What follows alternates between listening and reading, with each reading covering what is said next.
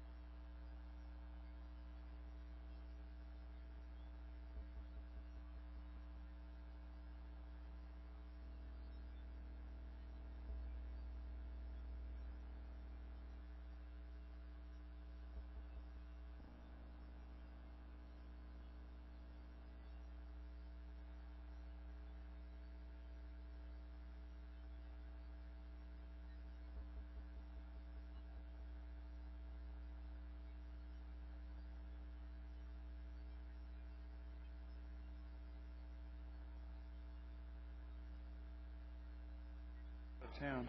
So do you want me to pick up sandwiches for next Tuesday? Yeah, that's correct.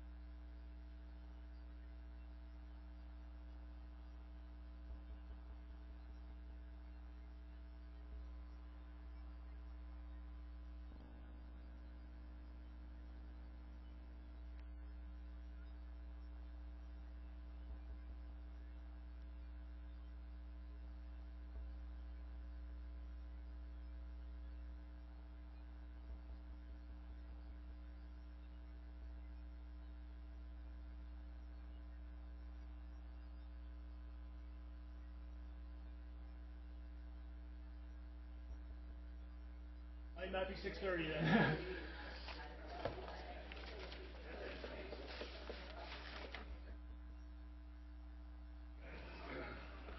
So,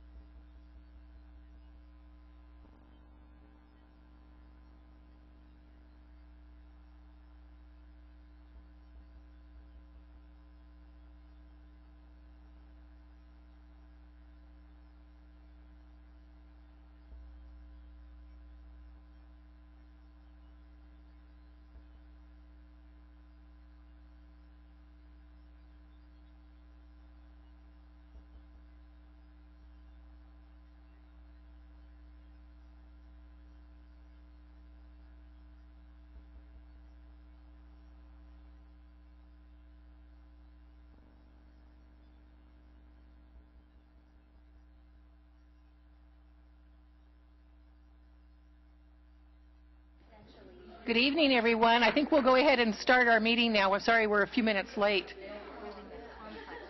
But I'd like to welcome everyone here tonight. Glad you came. We have a new art exhibit in the back, and so I hope you get a chance before you leave to take a look at the lovely artwork that we have. It makes the council chambers look nicer. So welcome everyone that is watching at home. Also, we appreciate your interest in our activities, and we appreciate and encourage you to call us anytime, to send us an email. We would love to hear your thoughts about the finances of Capitola and how we spend your money, your property taxes and sales taxes and the other fees that we charge. So the first item is the roll call, please. Councilmember Norton. Yep. Councilmember Story. Here. Councilmember Termini. Here. Mayor Harlan. Here. Will everyone please stand for the Pledge of Allegiance? I pledge allegiance to the flag of the United States of America and to the republic for which it stands, one nation, under God, indivisible, with liberty and justice for all.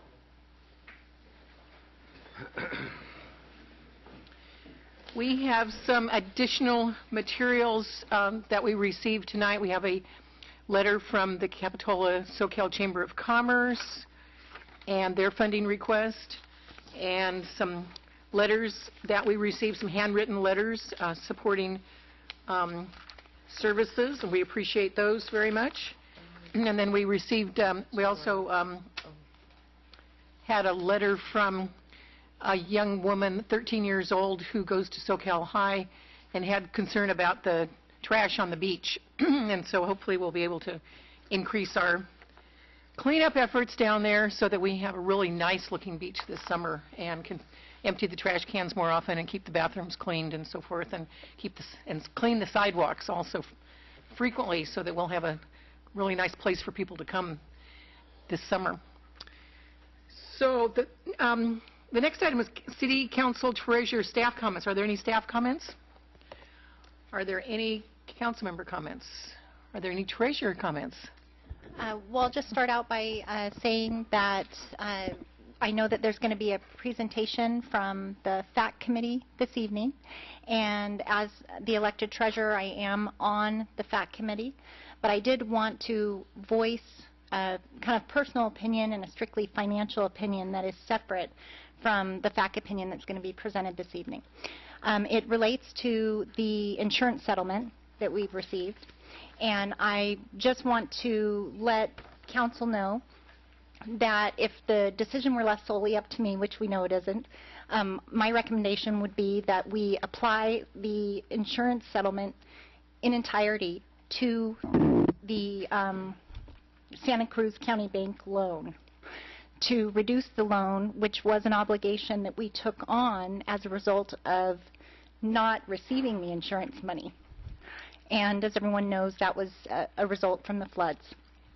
So strictly financial, I did support and vote along unanimously with the FAC committee to distribute the funds, the insurance funds, as they will recommend this evening.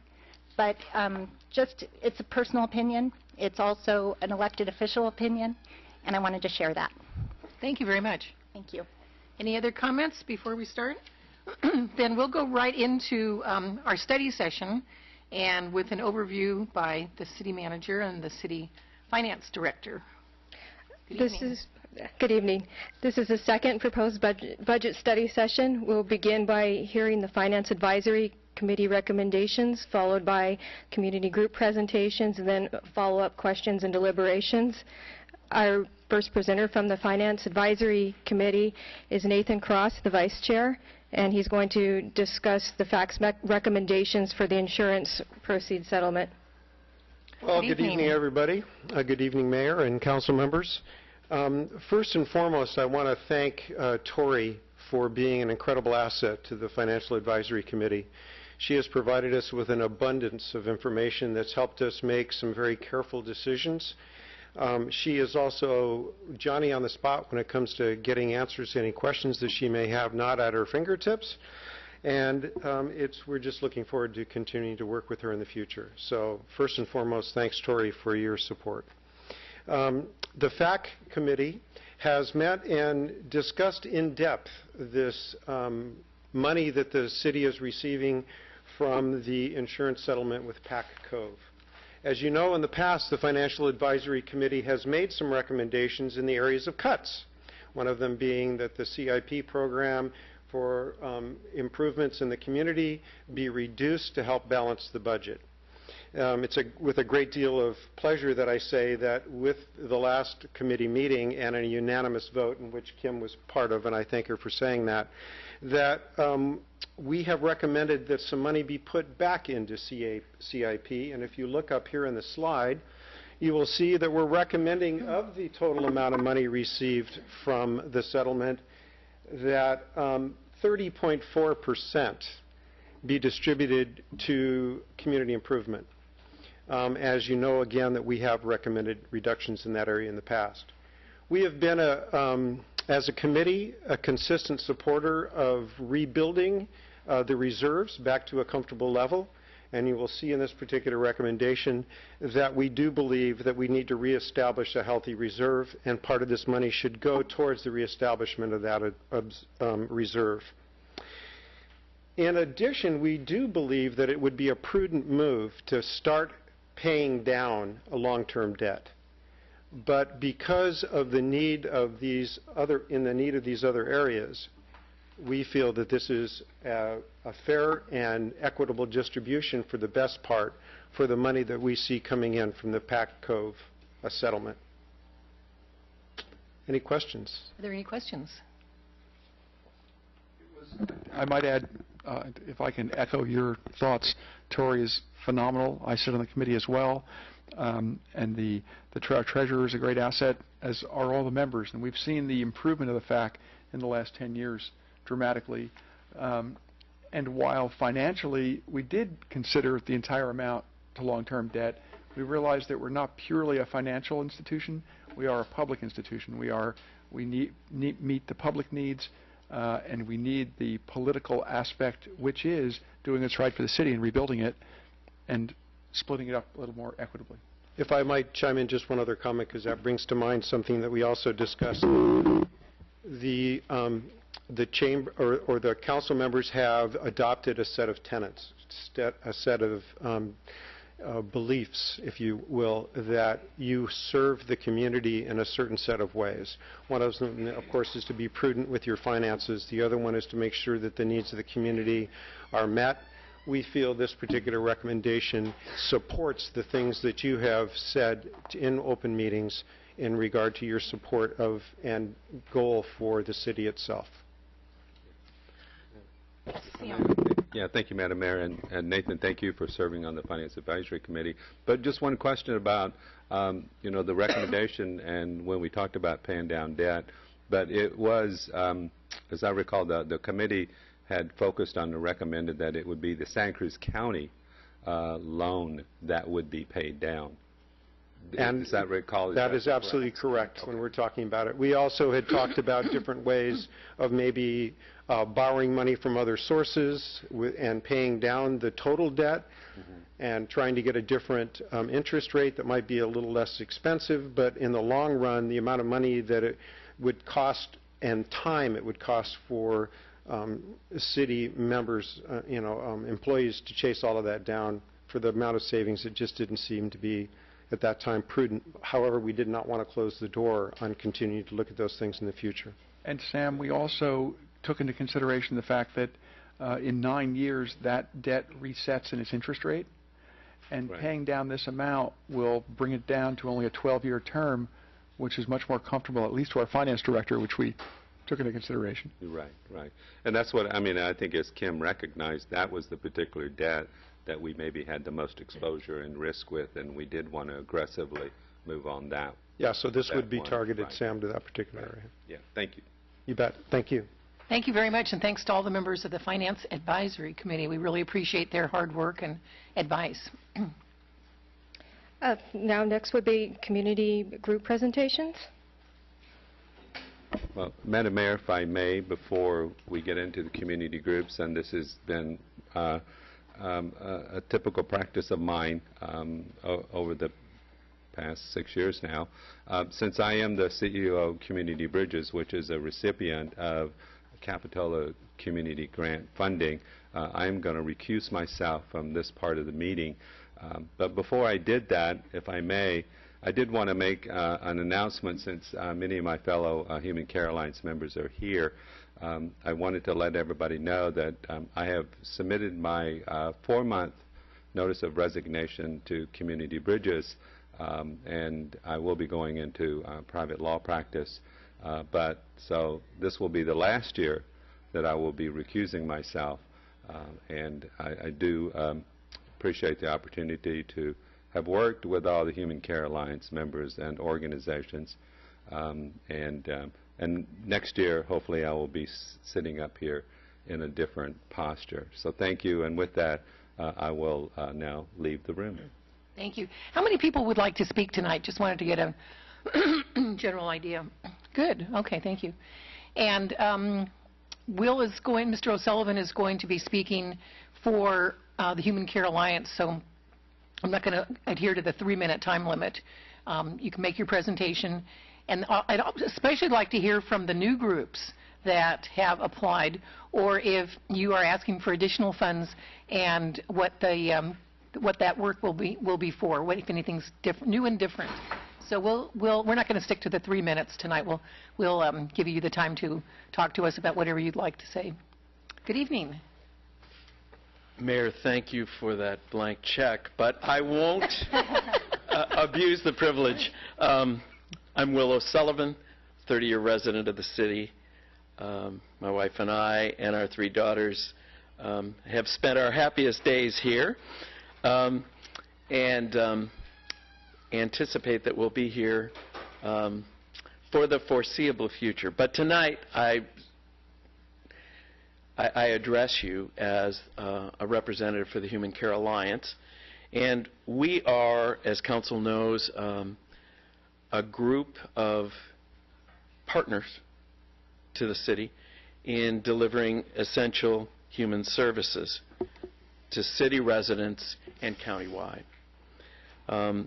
The Human Care Alliance is a 30-year-old organization formed by more than 60 nonprofits who provide safety net human services to the neediest populations countywide. This safety net supports the most vulnerable of our citizens, including those here in our city. And not only is the number of that needy population growing, but the acuity of their needs continues to grow in this economic disaster we've suffered over the last several years.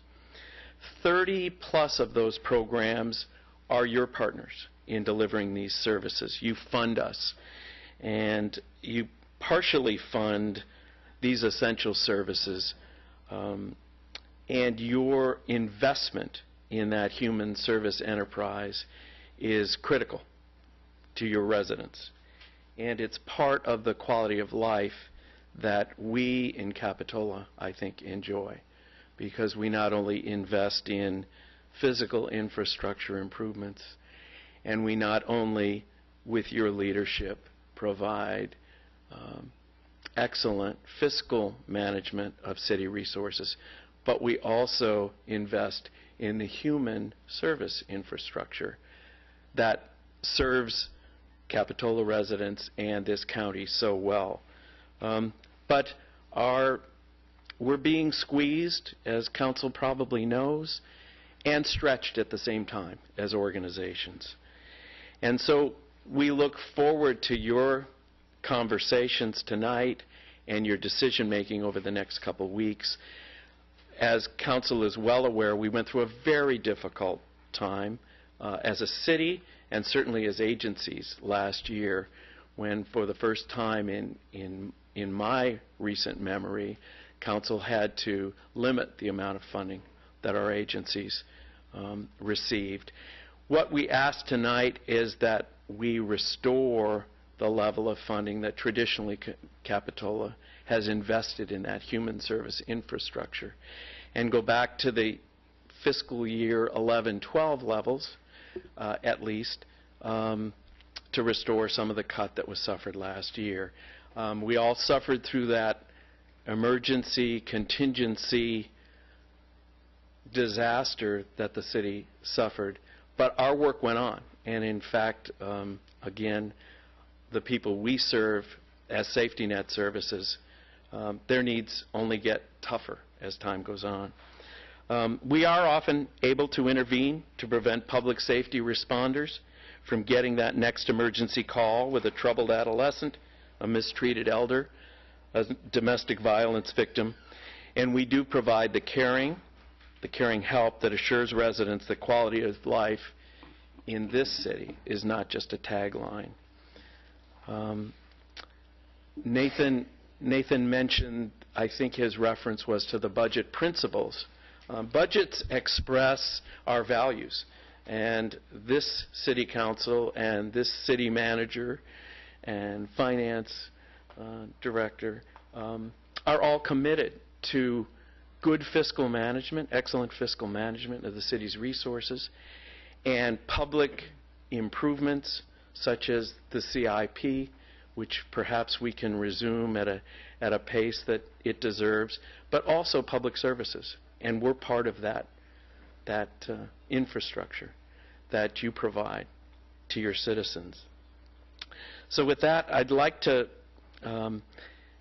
ask again that our recommendation, of course, to you is that you consider a restoration of the funding levels previous, and that's not a large amount of money, and I think it's about 10% of the whole that we would need in terms of restoration.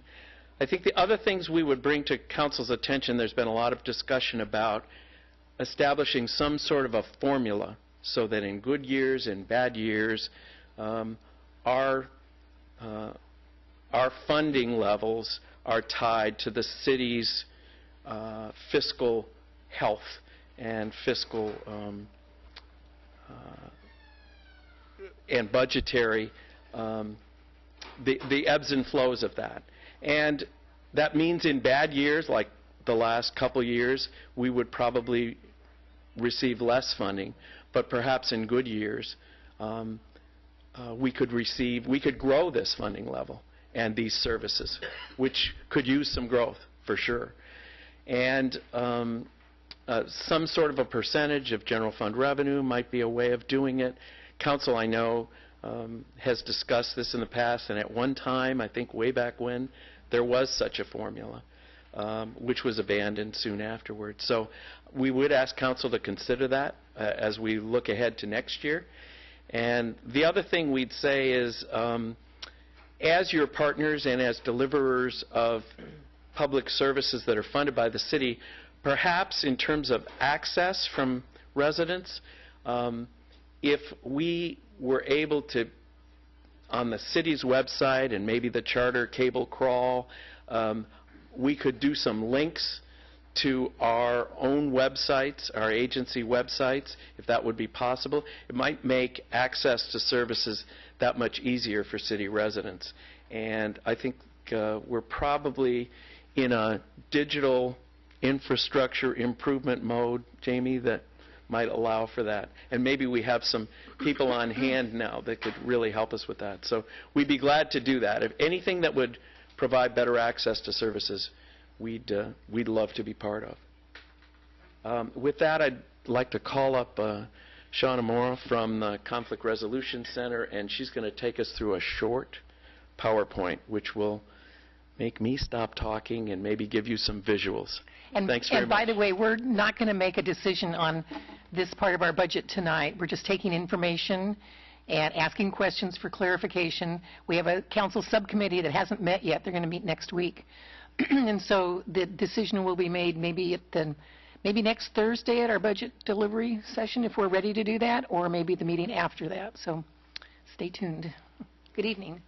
Hi, my name's, thank you, Mayor, council members, for being available to have, and giving us, like Will just mentioned, a big, broad time that we don't have a little buzzer going off. My name's Shauna Mora. I'm the Executive Director of the Conflict Resolution Center of Santa Cruz County, and I believe each of you got a book from the Human Care Alliance about some of our programs, and so what we wanted to do is give you a big picture book out here on front of the screen, so we can watch it on TV too, of highlighting some of our programs. So there are about 60 agencies that are part of the Human Care Alliance, and of those, about 30 are funded by the City of Capitola. So you really step up and do a lot to support a number of the different service agencies that are working here. So, I don't know if I need to do that. So right here we've got our Human Care Alliance, and here you'll see a great picture, the lives we touch, the difference we make. Health and well-being, we have a number of different areas that we're putting a focus on. This is the Central Coast Center for Independent Living. These are, I'm not going to read them all to you. These are the agencies that we have that are working specifically within the health and well-being aspects of the services that we offer. Human Care Alliance members provide community members with vital services supporting mental health and well-being, and this one is specifically about the Vista Center for the Blind and Visually Impaired. And here we've got the dental clinic. I'm glad they didn't give us a full picture of that. There we go. And Janice of Santa Cruz as well. Volunteer Center and Santa Cruz Community Counseling Center. So we've got and the Cabrillo College Stroke and Disability Center. Again, some of the people that we're serving. Meals on Wheels, Community Bridges. Half of local Meals on Wheels participants live below the poverty level. After paying rent, some are left with just $16 per day to cover all their other expenses. And Gray Bears, I know we take a lot of our stuff there for recycling. Rebel Family Shelter, this is the Homeless Services Center, offering services for families, for singles, and they also have just day services. These are the financial security programs that we offer, Child Development Division of Community Bridges. And again, HCA members working specifically in the financial security aspects of the services that we offer. Some of these cross over and obviously are in health and well-being and financial security. Human Care Alliance members that assist families and individuals by improving their financial security provide hope and optimism about the future. This is Women's Venture Project, also part of CAB, the Community Action Board. The program gave me a chance to believe and have hope that I could share my skills and gifts again. I felt like a contributor to my community. Mountain Community Resources, again, Community Bridges. Child Development Resource Center. The Volunteer Center and Davenport Resource Center, also part of CAB, Community Action Board. And Foster Grandparents Program, Senior Council. Life is about the moments that stick in our hearts. Well, that's certainly a good picture for that one. The Volunteer Center, Watsonville. Community safety, a number of our organizations are very, very active in things that offer services around community safety. This one is particularly about the Big Brothers, Big Sisters. Again, agencies that are offering, that are working on community safety within the county. Human Care Alliance members work to ensure that all members of our community are supported in living safe, secure, and dignified lives. This is O'Neill Sea Odyssey. Would that I could do that without getting seasick. Women's Crisis Support. It takes a community to stop violence against women. Advocacy Inc. and CASA, Court Advocacy Program of Santa Cruz County. So this is Family Services Agency of the Central Coast as well.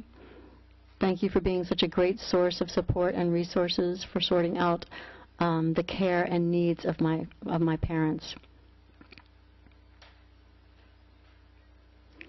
PAPAS, Santa Cruz Community Counseling Center. Really working on fathers being more involved in the lives of their children. California Rural Legal Assistance, Parent Center, Alzheimer's Association, and the Conflict Resolution Center. We also have senior citizens of San Lorenzo Valley, Salud para, I'm not going to try it. My husband's Latino, you'd think I would know. Genesis Santa Cruz County and Santa Cruz Community Counseling Center. And what we're all about, hope. So thank you so much. Thank you very much.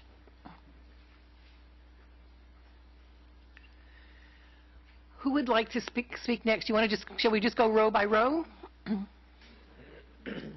That seems like a old-fashioned way to do it, but good evening. Good evening, Mayor Harlan, council members. Thank you so much for this opportunity to speak. I'm Rachel Ann Goodman, and my new position is with Dientes Community Dental Care, and it's a wonderful organization. I used to work in state government during the meltdown that was just referred to, and we did the best we could to keep everyone afloat, and I knew Capitola and all the cities did what they could and continue to do what they can to keep essential services going to our community. So I'm very pleased to be able to go right down to the grassroots now and work with an organization with such a long and wonderful reputation in our community. Dientes Offers Dental Care is a nonprofit, bilingual, bicultural dental clinic that provides 20,000 visits each year to Santa Cruz County residents. Our focus is to provide high-quality dental services to the low-income community, and we're only one of 7 dentists that accept Medi-Cal. Of that, one of only 3 pediatric dentists. The services that we provide enable adults to get and keep jobs, seniors to eat, and children to focus on school instead of a toothache. And I want to tell a very brief story. My first week on the job, I had the wonderful opportunity to take a bus over the hill with a bunch of Santa Cruz patients, residents from several clinics, including our own, to a free dental care clinic where 2,000 people waited in line overnight to get dental care. And several of our patients stood in line since 4 in the morning. And when they got served, they had been fitted at Dientes for dentures, and many of them looked many years older than they were, and the smiles and tears on their faces when they finally could smile again were so moving. Their lives were transformed at that moment, and it really brought home to me the fact that without good dental care we can't even eat or smile, and those are really basic things in our lives. We currently provide 680 dental visits a year to 389 Capitola residents, so if they were so happy they came back. Many people don't always want to go to the dentist, but some are thrilled to be able to go, and that's what we provide. We also have an outreach program now at Del Mar School that provides clinical care right there at the school site to children. Next year we will be doubling the number of school visits to schools. And in January, I wanted you to know that we're breaking ground on a 6-chair pediatric wing expansion at our current location on Commercial Way. And when it's open in the fall of 2014, and I hope you'll all join us for the grand opening, we expect to provide 8,800 additional visits per year. That's on top of our 19,000 to 3,400 new patients, many of them from Capitola. So we thank you so much for your support in the past and look forward to continued collaborations. Thank you. Thank you very much. Row 2, anyone would like to speak in the next row? Good evening. Thank you for having me and allowing me to speak. My name is Sarah Brothers. I'm the Arts Education Manager of the Cultural Council of Santa Cruz County. And we at the Cultural Council, I'm going to read so I stick to at least 3 minutes, so I could ramble. We at the Cultural Council envision a vibrant Santa Cruz County where individual and collective artistic expression thrives and where the arts are a valued part of all aspects of our diverse culture, economy, educational systems, and everyday life. The Cultural Council promotes, connects, and invests in the arts in order to stimulate creativity and vibrancy in Santa Cruz County, elevating the spirit, building community, and creating a beautiful place to live. We are a community service organization working to provide solutions to the challenges in our community through leading effective community collaborations and partnerships, connecting parents to their children, artists to schools, and community members to one another. And being a major economic driver countywide, the arts generate $32 million in economic activity each year in Santa Cruz County. We support a wide range of arts education opportunities by investing in quality and sustainable direct service programs in and after school. This year we served over 10,000 students countywide, and then in Capitola alone, over 2,000 students through our Spectra ATP, and our Black History Month programs. And we lead the local Arts Education Advocacy Alliance, communicating the benefits of arts opportunities on youth development and learning in school.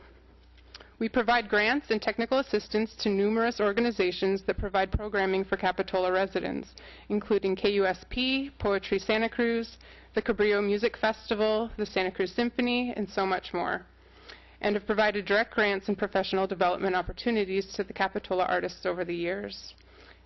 Every year, numerous Capitola artists participate in our Open Studios tour, and the Cultural Council supports the Capitola Wine and Art Festival, as one of our staffers has been a longtime juror, and many Open Studio artists participate as well. We've been a partner to the City of Capitola for over 30 years, and like many of the service organizations that you support, we were cut severely last year, and we would greatly appreciate it if you would consider reinstilling your support for our crucial work. Thank you so much for having me here and for your continued support. Thanks very much. I should also, if council members have any questions. Oh, yes, yeah. Let me know. Okay, thank you very much. Thanks. Second row, third row.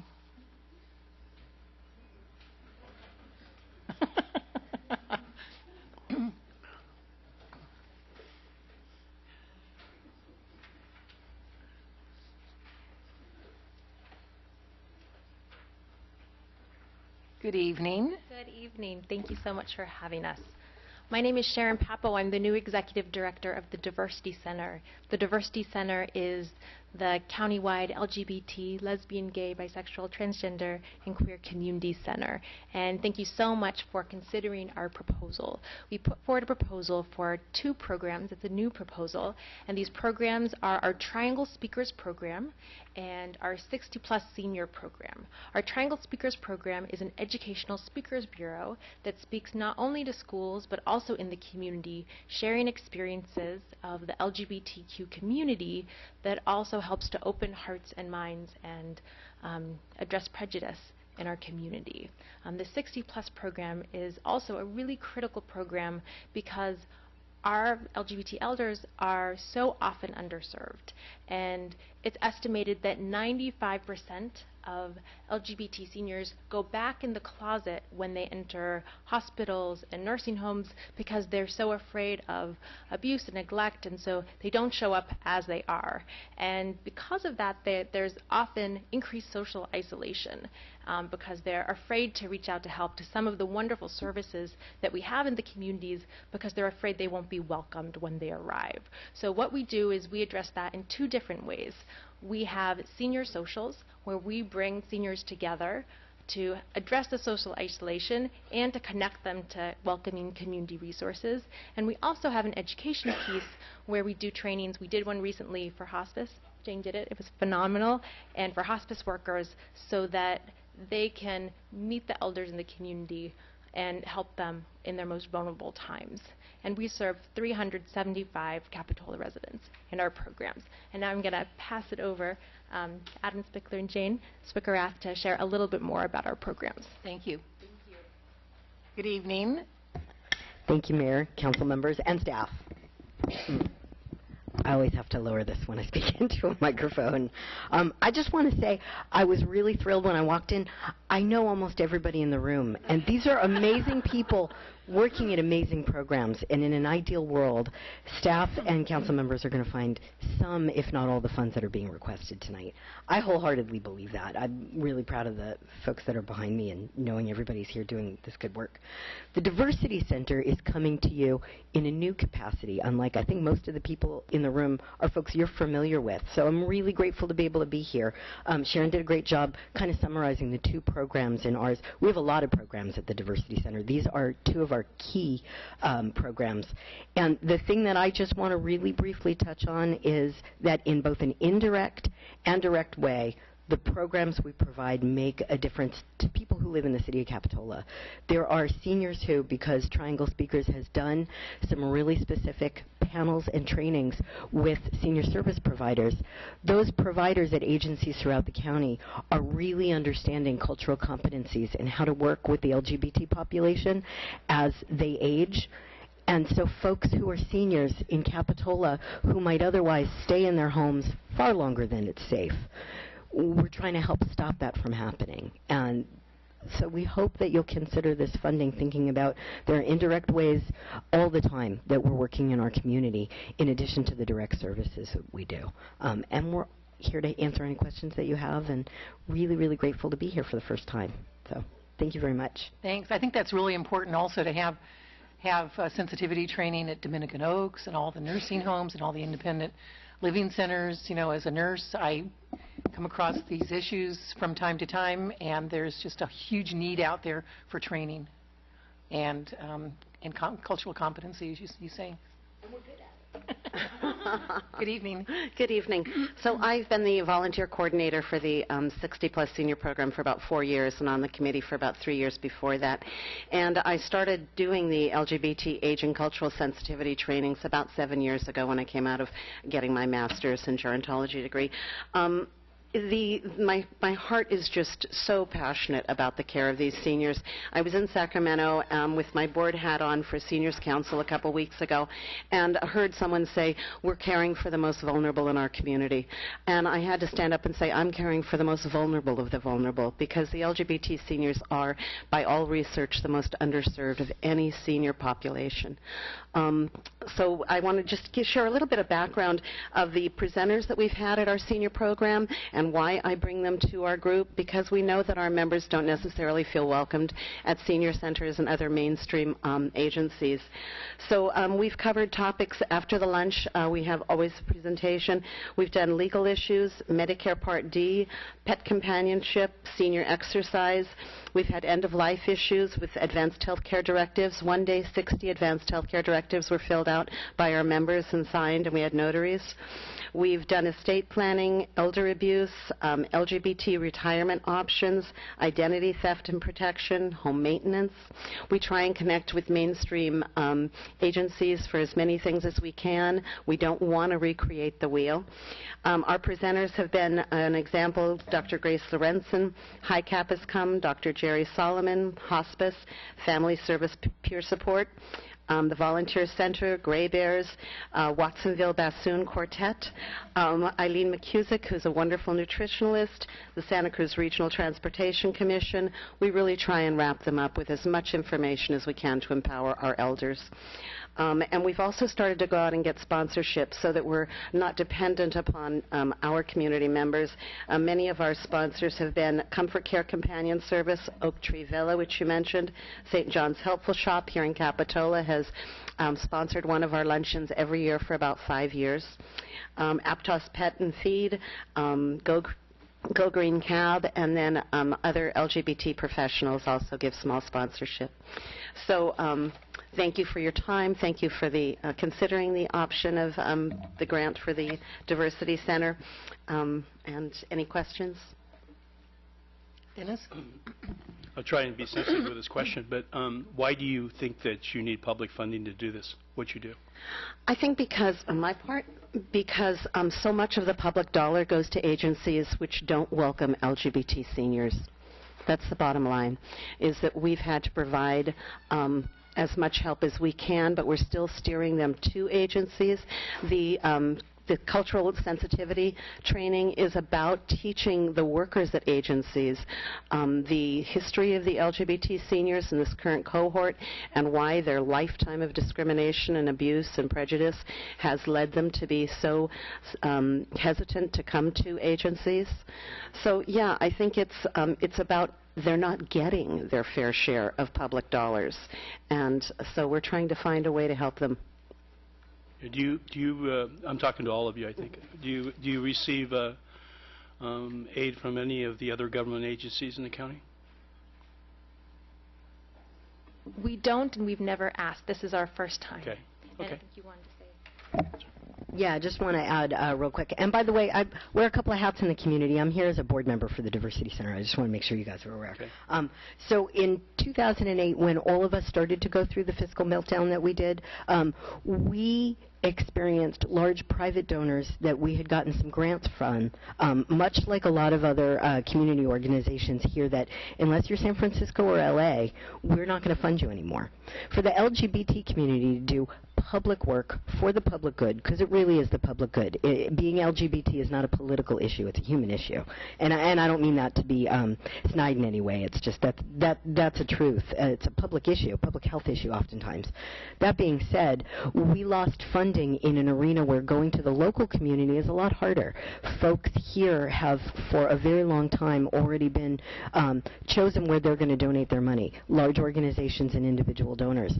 We've done an outstanding job as a small nonprofit organization building back up a donor base, but we've lost large statewide and private funds because of the financial meltdown that are going to really be difficult for us to overcome.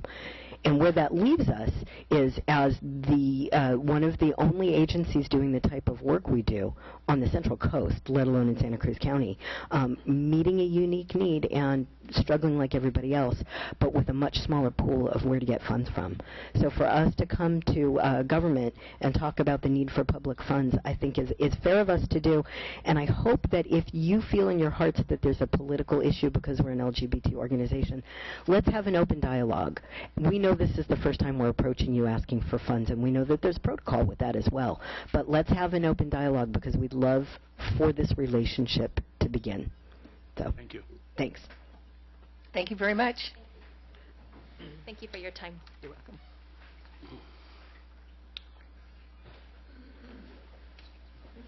Good evening.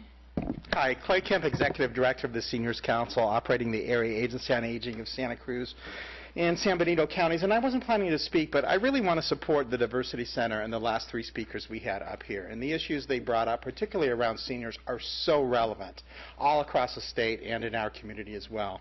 And I just wanted to give them kudos and encourage you to fund them for the work they do. Jane has done in-service cultural sensitivity trainings for all of our contracted service providers. And without the Diversity Center, we wouldn't have the expertise or the finances to make those trainings happen. So her work in the Diversity Center has had a direct impact on all these aging programs that you already fund. Jane's also led the charge with statewide legislation, which last week my state association endorsed as a top priority, which is to provide LGBT cultural sensitivity to operators of residential care facilities. So this is really, it's not only a local agency, but it's an agency that's having a statewide impact and really performing a leadership role.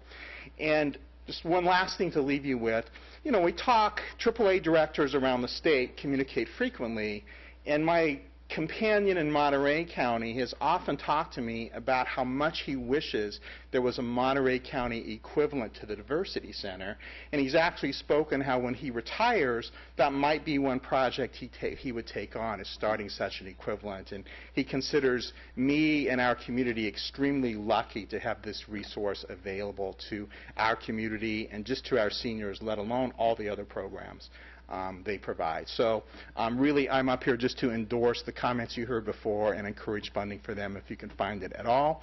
The City of Santa Cruz did, Subcommittee on Community Programs did recommend funding for them earlier this morning. So you could jump on board with that and really start a wave of improved services here for a very vulnerable community. Thank you very much. The next row. Hi, Shauna Mora again. I wasn't planning on talking, but whenever you had mentioned if we were asking for additional funds, and I realized we were asking for $337 additional funds, so thought I would just go ahead and say something about that. One of the things that we're adding to the work that we do around mediations and facilitations and trainings is an offer to be able to do community engagement work, so to do some sort of community-wide meetings around potential disputes disputes. And I know that various cities, even Capitola, end up having community disputes. That could probably help with having an impartial and neutral facilitator or neutral organization that is not an advocacy organization, but rather a program that's about how to be able to help with the process. So just a real brief thing. I know you're familiar with our organization, and we've been very grateful for the support that you've provided us in the past. And good seeing you again, Mike, and I'm going to get the notes for that library meeting out to you. Thank you. Bye. Any questions? Any questions? Thank you. Okay, thanks.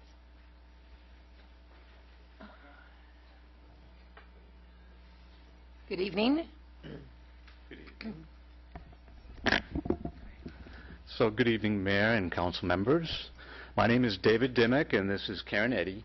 We're volunteer drivers for the Meals on Wheels program, and we deliver meals to seniors in need, not only in Capitola, but in greater Santa Cruz County area. So we just wanted to thank you so much, a heartfelt thank you to you for your support in the past and hopefully moving forward for this program. Karen and I are really feet on the street, and we see firsthand the impact that this program has to our seniors. You know, having my own family been blessed enough to have taken advantage of this program, and it has benefited them. I thought what might be valuable is for me to give back. So we have lots of stories about these seniors, which we won't share with you tonight, but we just wanted to offer you a heartfelt thank you for your support. Karen, is there anything you'd like to add? Yeah, just I want to just reiterate that the Meals on Wheels program is much more than just a daily food delivery service. We deliver connection, human connection, as well as smiles and hope. And so on behalf of our Capitola seniors, I just want to say thank you. Thank you for your work. Anyone else in that row?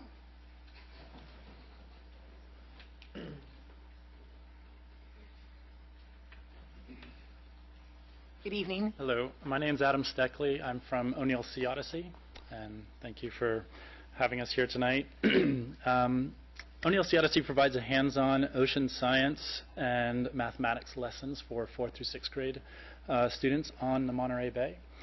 The free program is funded by foundations, governments like the City of Capitola, corporations, and private individuals. In return, each class designs and performs a service project to benefit the environment, the community, and the health of the planet. The City of Capitola has, since 2000, funded OSO for 2 of the roughly 200 programs performed annually. This is an invaluable source of funding that has allowed students from Capitola Elementary, prior to its closing, Main Street Elementary and Soquel Elementary, both of which Capitola residents attend, to enjoy an experience many in Santa Cruz County may never have due to recent economic recession and state budget cuts in education. An independent analysis of our program by Applied Survey Research last year found that as a result of OSO's work, students significantly increased their environmental knowledge and their intent to engage in environmentally responsible behaviors. One of the Council's concerns about the OSO program might be the cost per Capitola client, noted as $46 on the one of the attachments for this evening's program. Indeed, there is a cost, but it's a cost supported by a community to educate its future thinkers, leaders, and policymakers about our connection to the marine ecosystem, the importance of it to community sustainability, and the very real threats we impose on it today. From that perspective, the value of comprehensive education and a unique learning experience such as this is priceless. So I thank you for your continued support and your time this evening. Thank you. Any questions? Thank you very much. Anyone else from that row? Then the next row. If I could ask a quick question to the city manager.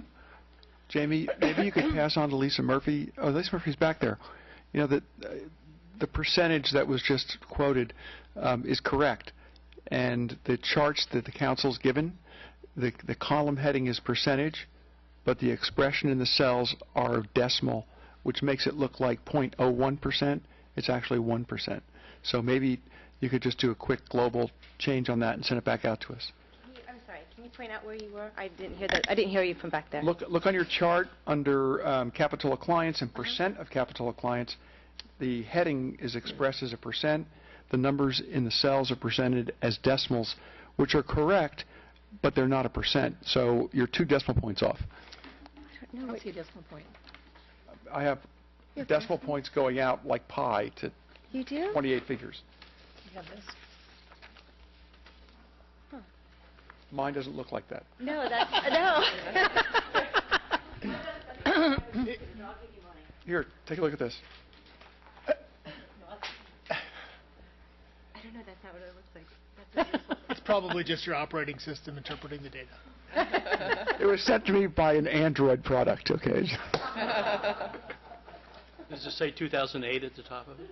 It says Windows something, I don't know what it is. Good evening. Good evening, Mayor Harlan, City Council members. My name is David Bianchi. I'm Director for Family Service Agency, and I appreciate your support for our mental health services. And I just came up, on my sheet here, I see you have Women Care under the Seniors Council, and they actually merged with our agency this past year, and as much as I love Clay and his staff, he can only have the funds if he does the management. So I would prefer you move that up to Family Service Agency. Okay. All right, thank you. Thank you very much.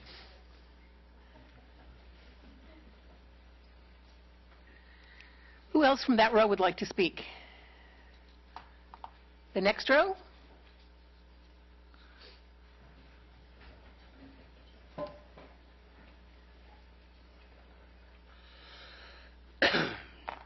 Good evening. Hi, good evening. My name is Norma Sanchez. I'm the program coordinator for the Shelter Project of Community Action Board.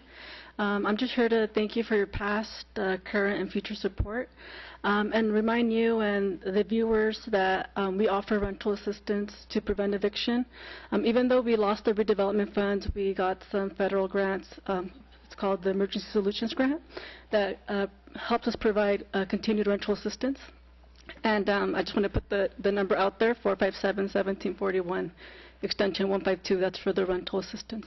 And then Say also, it again slowly. Oh, I'm sorry, 457-1741, extension 152.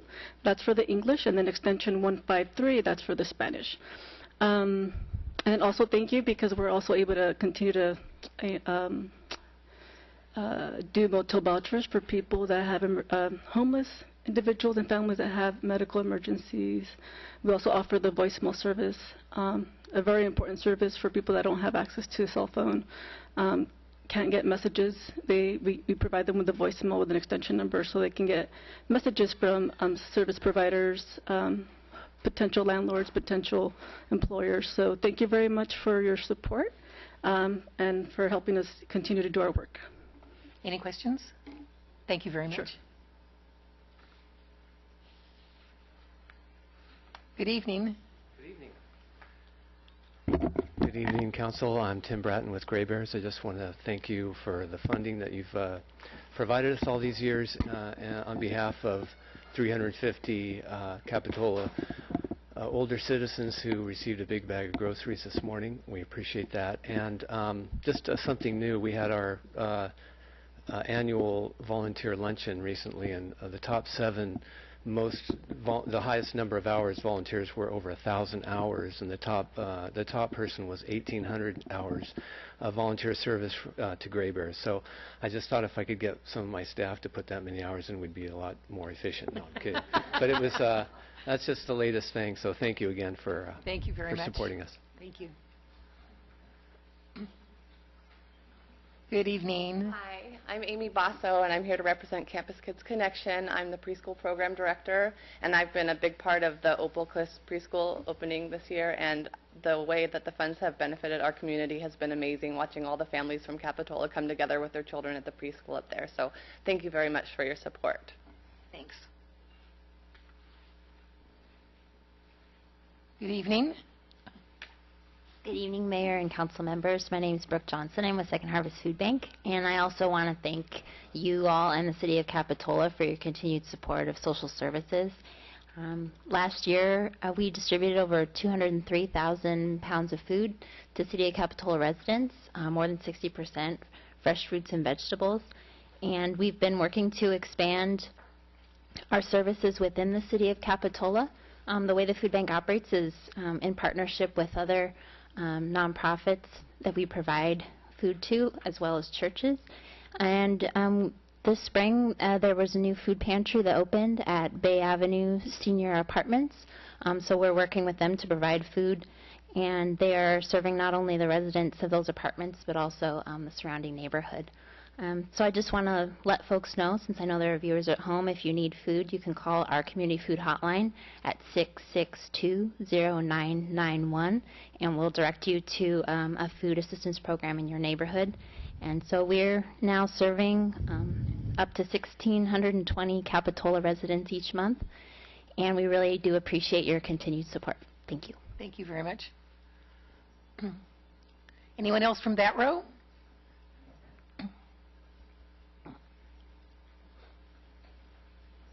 Good evening. Good evening, Mayor, City Council members. Appreciate the time to speak. My name is Brad Hudd. I'm with Save Our Shores. We're a nonprofit organization focused on environmental conservation, marine conservation, and education. We've conducted beach cleanups in the Santa Cruz area and Capitola for over 30 years. We thank you for your continued support and past support. We are requesting an increase this year. We're hoping to get a little bit more money to do more beach cleanups in Capitola. We know how important the beaches are to the economy of Capitola, so we're hoping to be able to continue to do that. We also support Capitola by doing cleanups around 4th and 5th of July, which is a huge impact on the beaches during that time frame.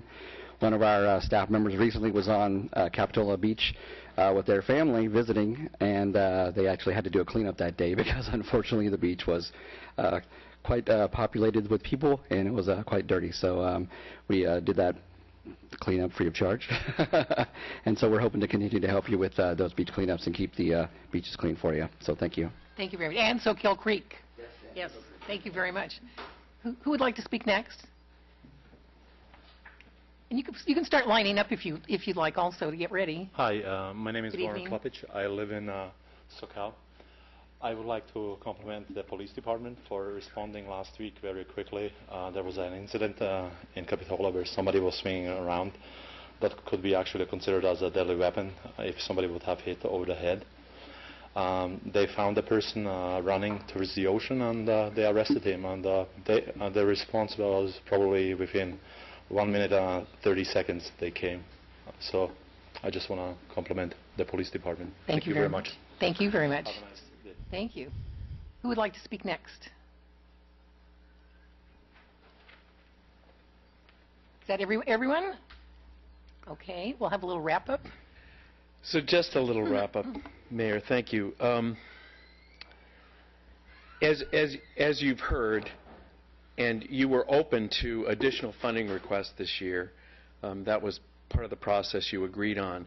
Perhaps Council, although the Human Care Alliance has asked you to restore funding to previous historical levels, Council might consider, and we would certainly support Council's consideration of additional funding requests, because I think normally what you're seeing when you see those requests is it's an identification of an unfulfilled need. We believe, as a Human Care Alliance, that local government is the most responsive level of government.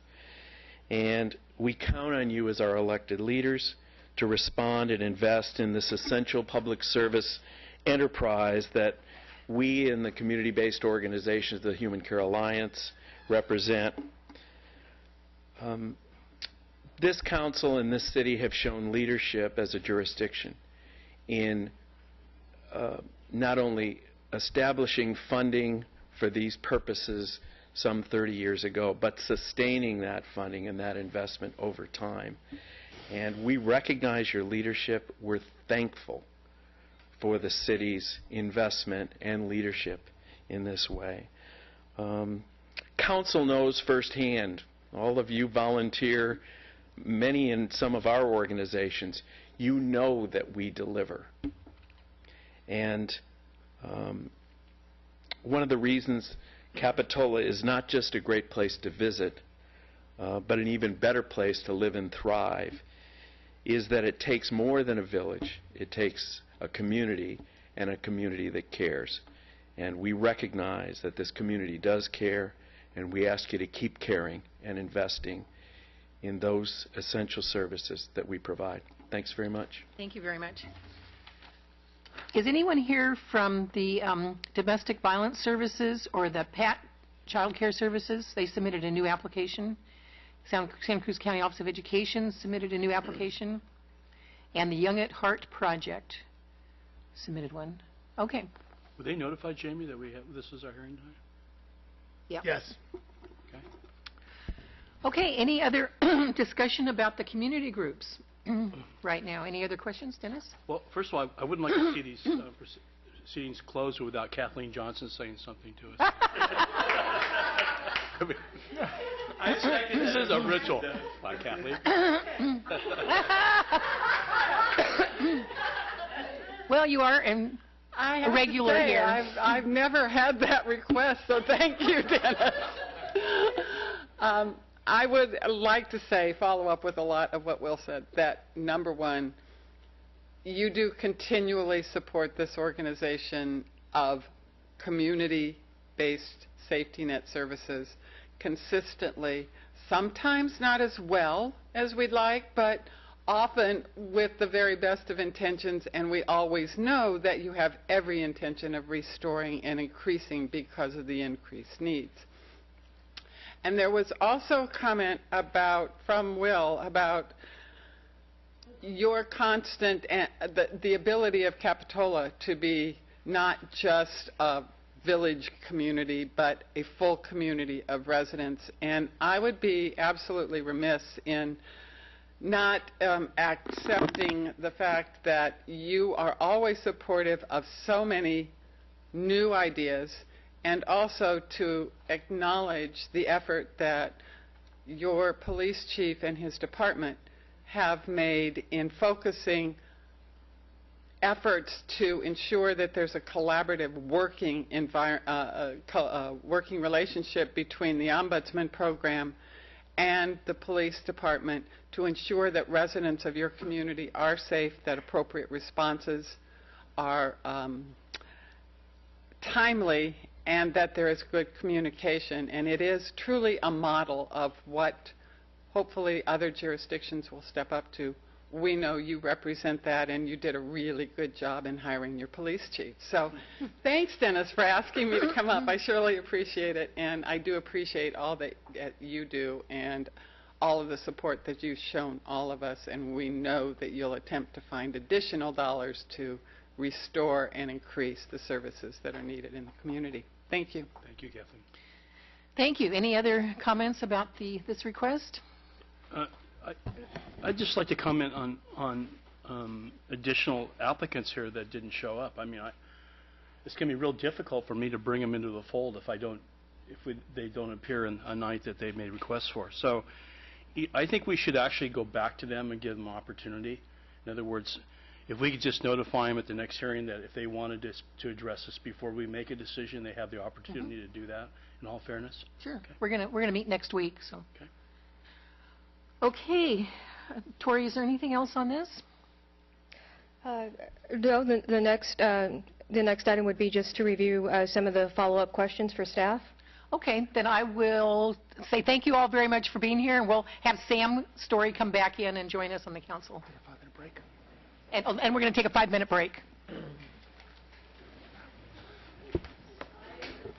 Got it, I saw.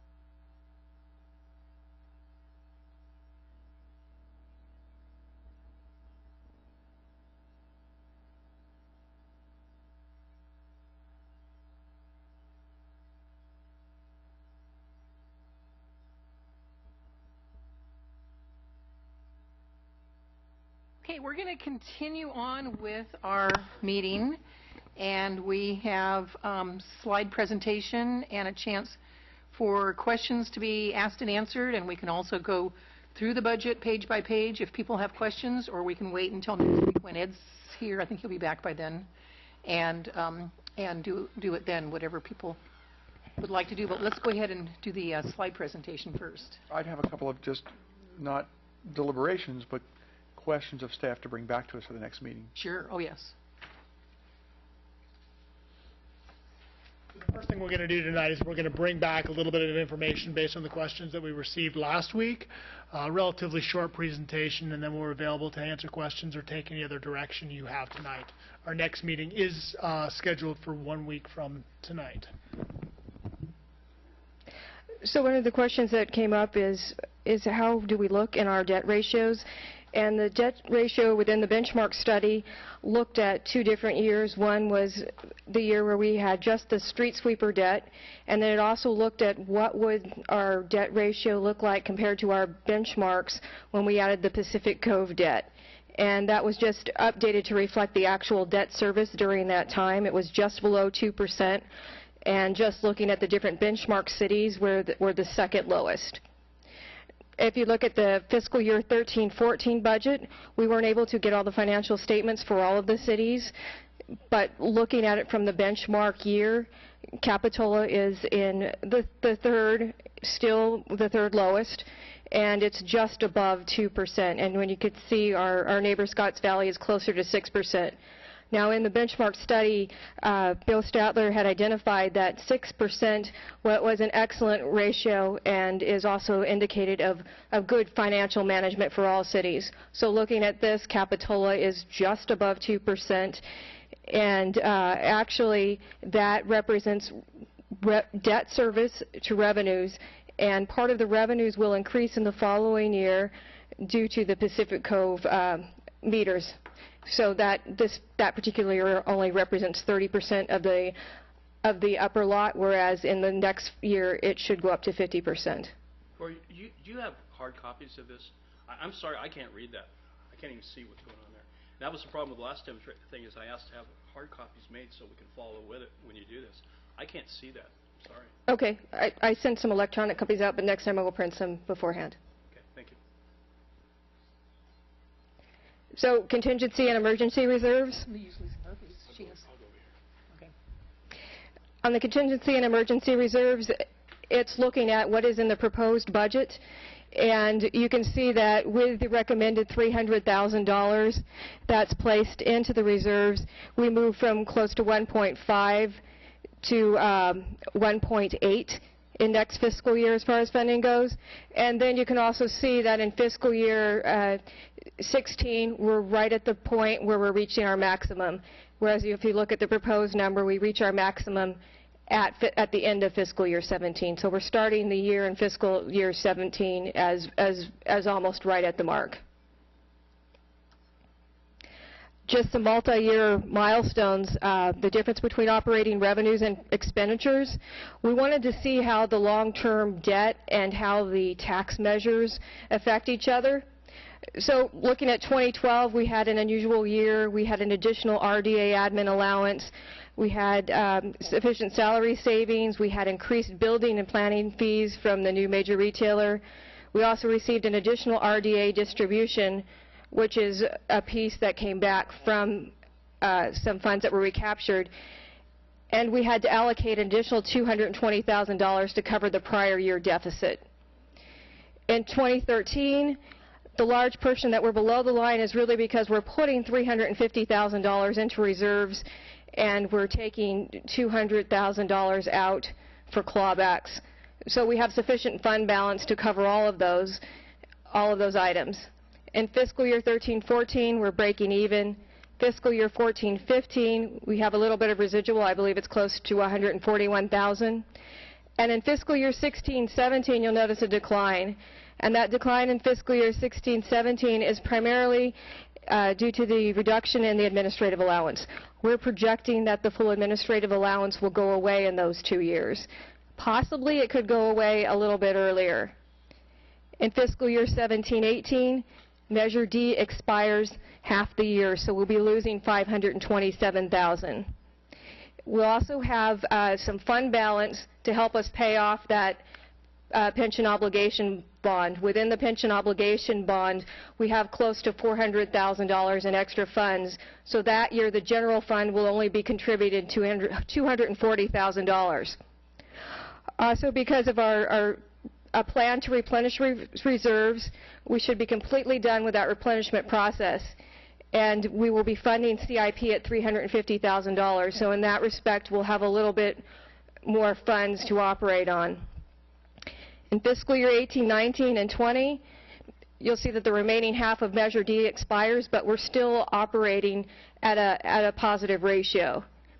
And one of the things that we did not incorporate into this is some different scenarios. We thought that we could manage the revenues and the expenditures as we go along, and because salaries are right now are capped, that we'd have a little bit control of how those different pieces might move around. What this really represents is the known changes that we have out there. So there aren't inflation factors put into place on a number of items, salaries, other contract services. We didn't put inflators on there, but likewise we didn't put inflators on items like sales tax or TOT.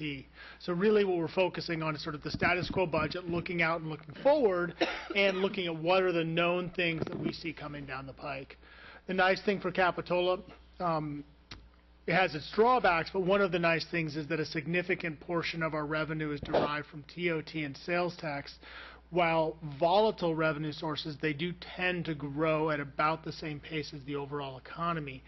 High property tax cities, for example, that rely on mostly property tax for their revenue, due to Prop 13, property tax tends to underperform the overall economy, so you can be left with a deficit as you look further and further out. The nice thing is that we do have a lot of these sort of inflation-adjusted revenue sources.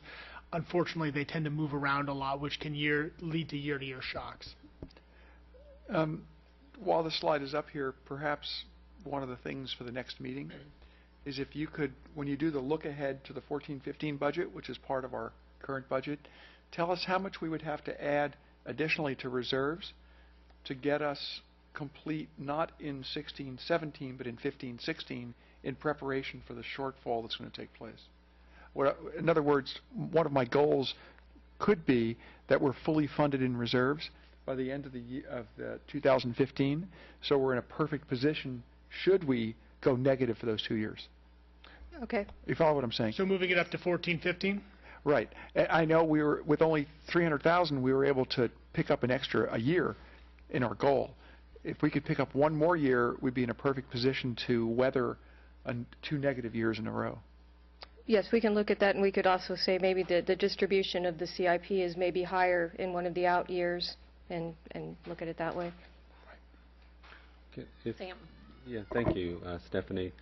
Just to be clear, is this discretely year by year, or is it adding in the cumulative impacts from? It's just year by year. Just year by year. Yeah, just year by year operating revenues over operating expenditures. Okay. And I guess I was a little confused at the end game there, where Measure D expires December 30th, 2017, but down below it says remaining half of Measure D expires in 18-19, 19-20. Yes, so we do get $527,000 in Measure D revenues in 17-18 because it expires in December. Right. So we'll have it for the first half of the year, but in 2019 we won't have any Measure D revenues. So that's further reduction. So if you will, in 17-18 there's $1 million of Measure D. Sorry, in 16-17 there's $1 million of Measure D. In 17-18 there's $500,000 of Measure D, and then from that point on there's 0 of Measure D.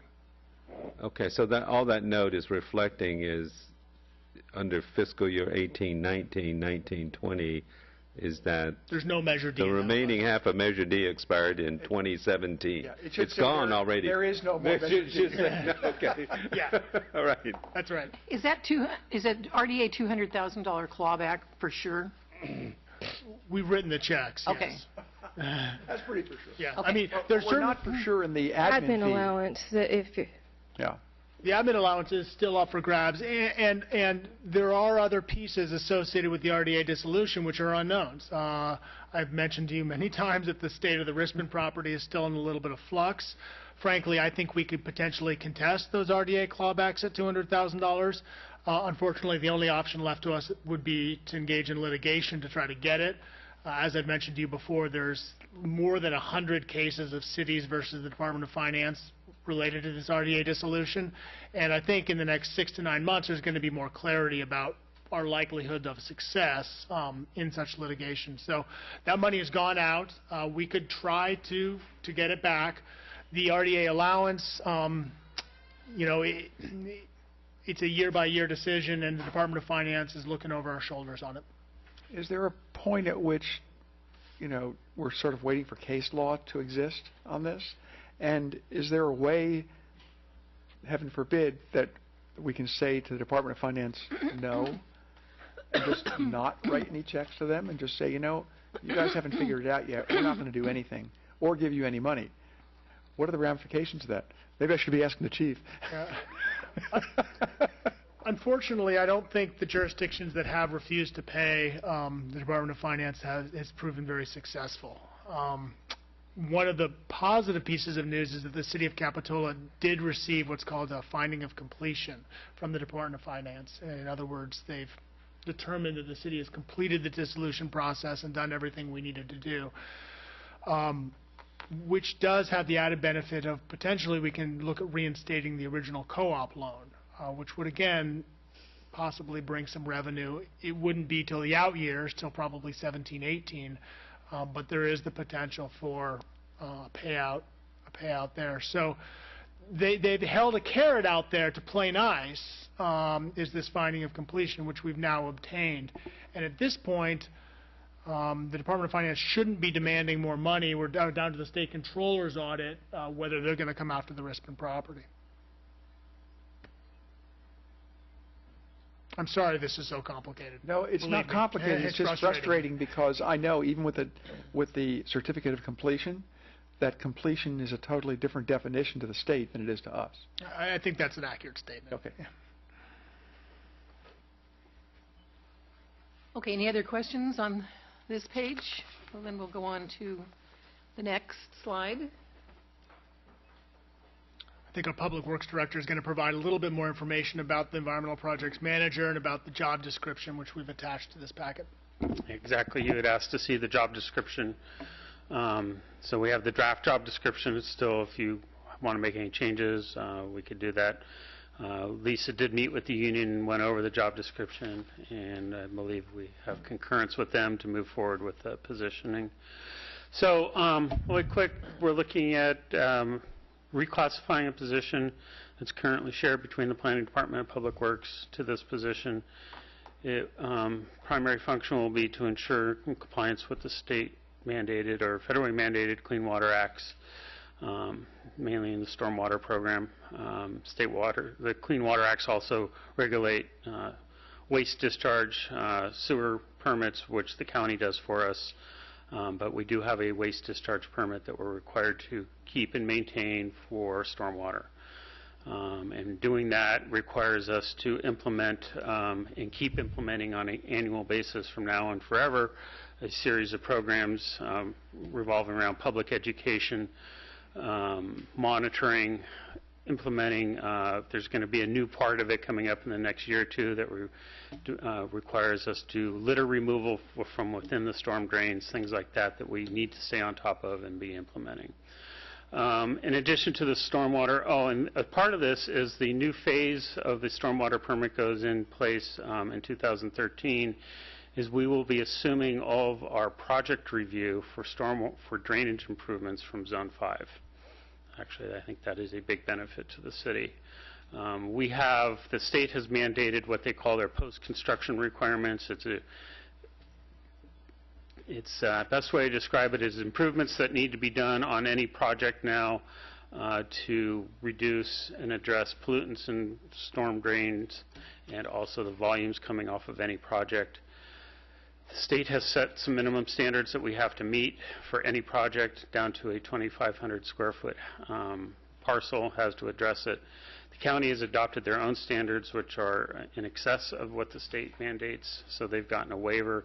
I think we would be better served just meeting the state standards at this point. So approval of this position will allow us to keep everything in-house, and which I think facilitate development projects better in the city of Capitola. They also will be completing related environmental programs, Soquel Creek Water Management, or Soquel Creek Management Plan. Right now, that's the management plan that allows us to do the closure, which we are completing this week. That has a series of steps and projects in that we've slowly implemented, but certainly that will give us the impetus to move forward with that. Riparian restoration projects, we've last 5 years did significant riparian restoration projects on both sides of Soquel Creek by the Nob Hill Shopping Center. Nob Hill did their side, we did the other side.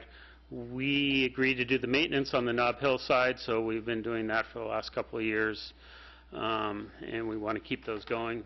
To stop those projects now, we would lose all the restoration efforts we've done.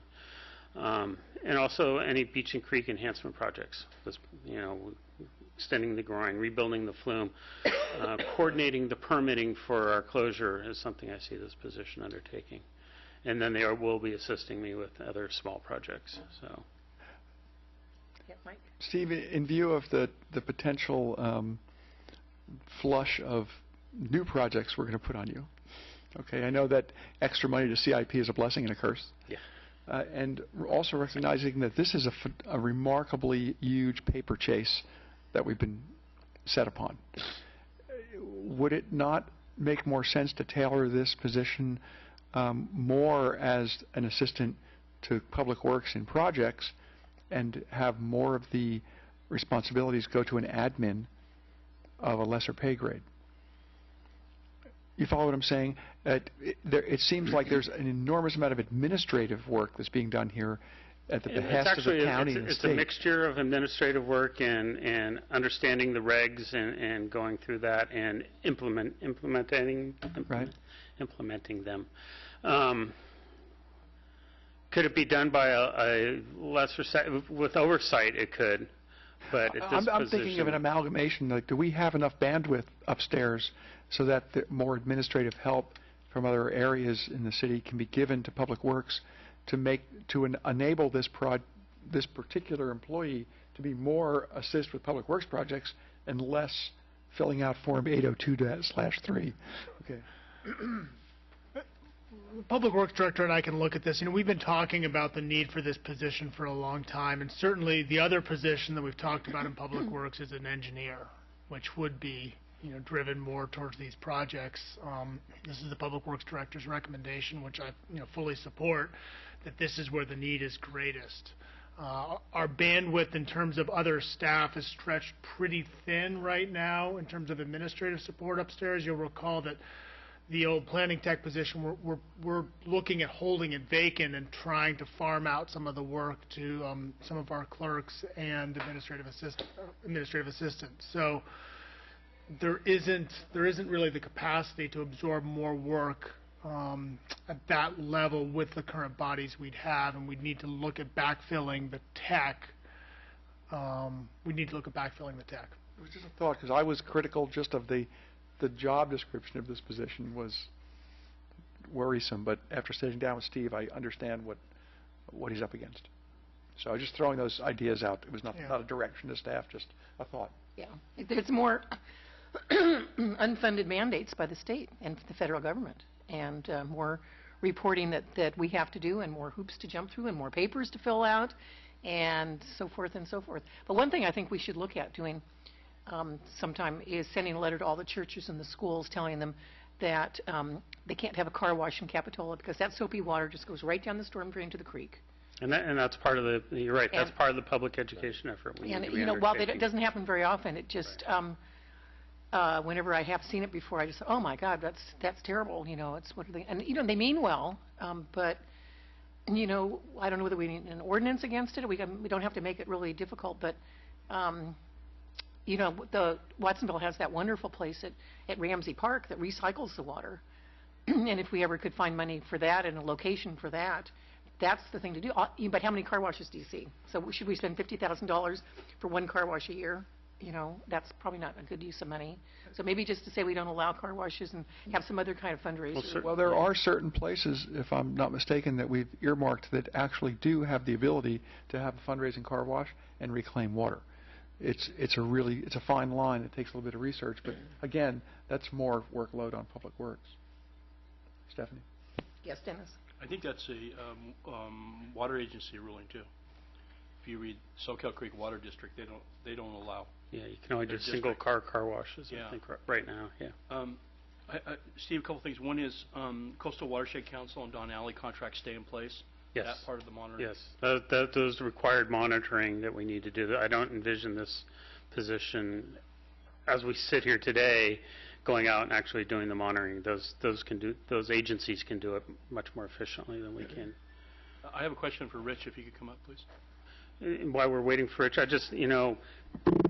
contracting out engineering is probably an easier function for me to contract out than it is these duties right now. This is really new and really has to be working directly with me, engineering, putting plans together. Are you asking Rich about this position? Yeah, well, I'm asking relating to, and maybe Jamie could feed on this too, is that up to 4 years ago we had 3 planners and planning staff. Are we looking at a point where we see a revision of a building boom where we would go back to 3 planners within a year? Is that something that's happening? We're going to expect? I don't think that's in the immediate horizon. If we do see a boom in building, ideally we'd be able to recover a lot of those costs through permit fees to fund extra staffing or contract staff if we need it. But it's not something that we forecast to happen in this budget year at least. Okay. This position here, could this be possibly a shared position with planning? In other words, is this person have the expertise to do negative decks, that kind of environmental review? Is that that type of person we're looking at, Steve, in expertise? I hadn't anticipated that. I don't think they'll necessarily be trained in environmental review. Something we could look at if training them in that. They will be working with the planning department in development project review. As projects come in, we need to actually, before they go to the planning commission, be reviewing them for low impact development standards that will be developed. So they'll be interfacing with planning with that way, but I didn't envision them being the environmental coordinator for the department. One other advantage to this that hasn't been discussed is this notion that we would be assuming the permitting responsibilities from Zone 5 for stormwater.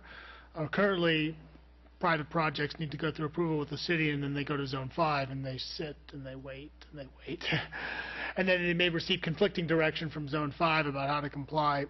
We believe we'll be able to take those responsibilities in-house, which will give people much more of a one-stop shop and less likely to put private projects through sort of the runaround between Zone 5 and the city. So I think that is another added benefit of this. Absolutely, and I don't wish anybody on county drainage department. It's a terrible experience. We had a couple of businesses here. If my understanding is now is residential you still do in-house, and then commercial you do outside. Steve, is that right? Correct. Currently, we do single-family resident. Anything bigger than that, multifamily or an all commercial, would go to. Will that stay that way then? No. It won't stay. We'll take As of July 1st, I anticipate that everything will be done in-house or by the city. Yeah. Okay. Following up on Mike's comments is that the job description and the position itself, I'm sure there's a lot of overlaps into different things, but I'm thinking if we could hire somebody that has this kind of experience as well as someone that has some type of environmental review experience, maybe that could be something that could overlap between the 2 departments. Because you guys actually, Public Works, do a lot of environmental review. So, right. Correct. Just to be clear, we are reclassifying an existing position that is occupied, and it's anticipated that person who's been working on our stormwater program will be assuming that position. Well, will this person actually tab the seat as your assistant? I mean, will he be the second command, or will No, I don't see them assuming a controlling position over the crews or an advisory. Certainly they'll be there to help. Mm-hmm.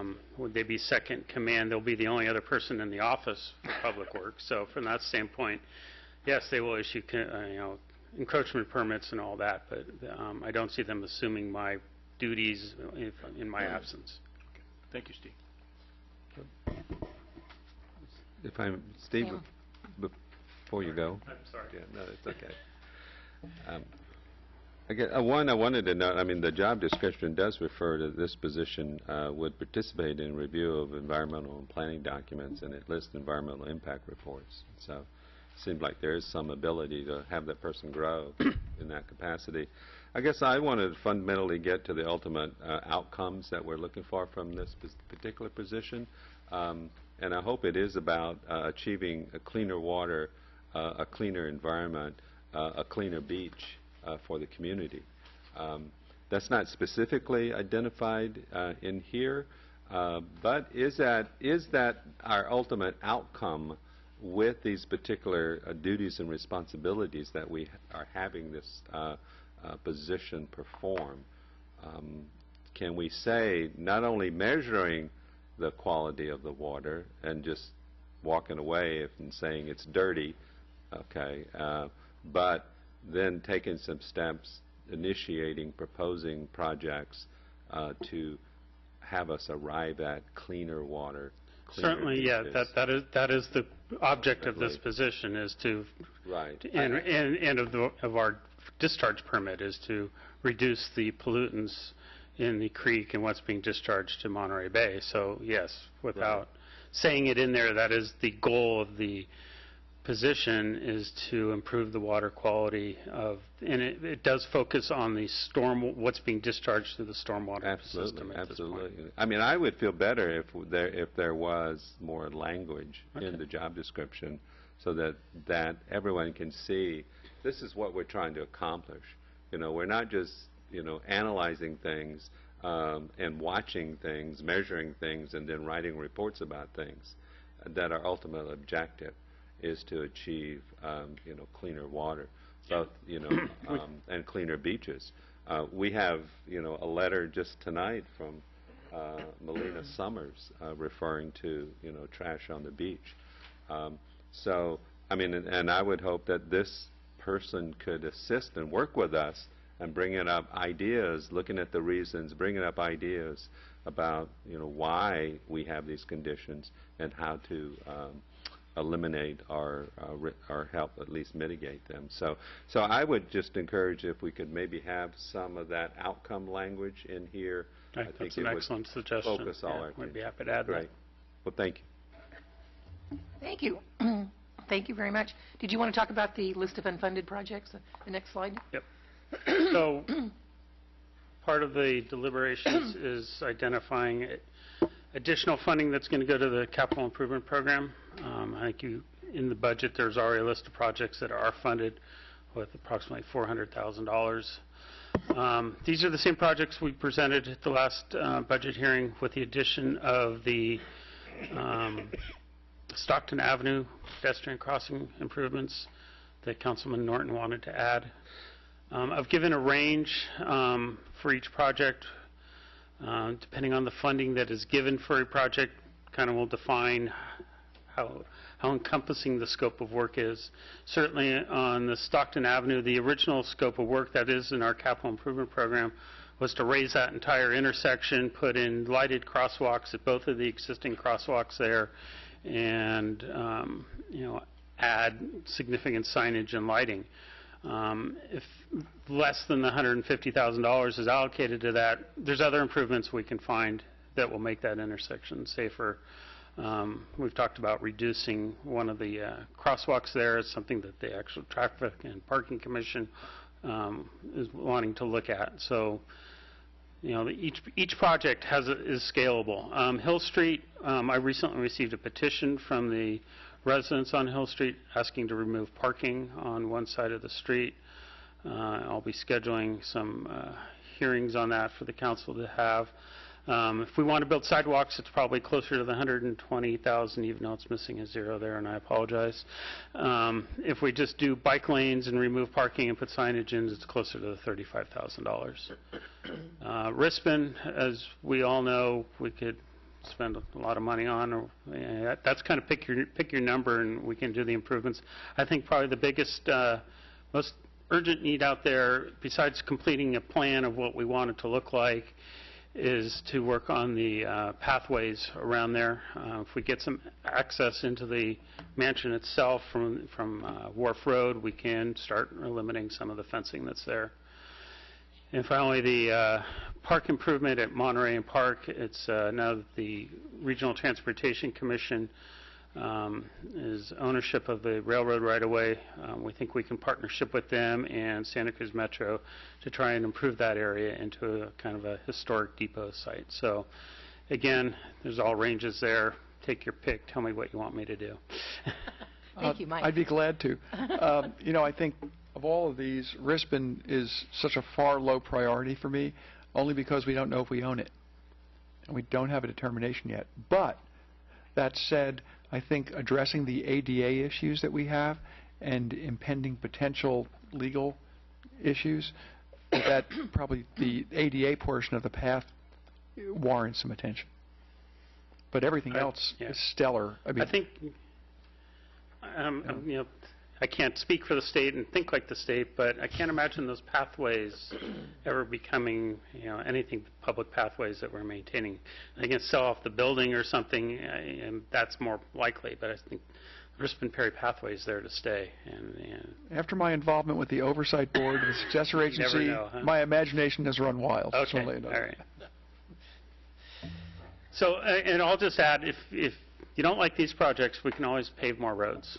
So you can always put money into paving roads. Right now we've got about, I think, close to $300,000 going into paving roads next year. So obviously the roads need as much money as we can put in there. El Camino Medio is terrible. I mean, absolutely terrible. The word pedestrian in two of these is very compelling. Okay, and we all know both of those, the Hill Street and the Stockton. Those are real priorities for pedestrian safety. Yeah, I agree. Sam. Steve, what is the status of the sidewalk on Park Avenue? So that was the local match funding is budgeted for next year. And we have a federal grant to complete that project. So we will begin engineering shortly, and then get the federal jump through a bunch of hoops to get the federal funding. I think it's scheduled for construction about a year from now. Well, that's good to hear. So could that be coordinated with the Monterey and Park street frontage improvements?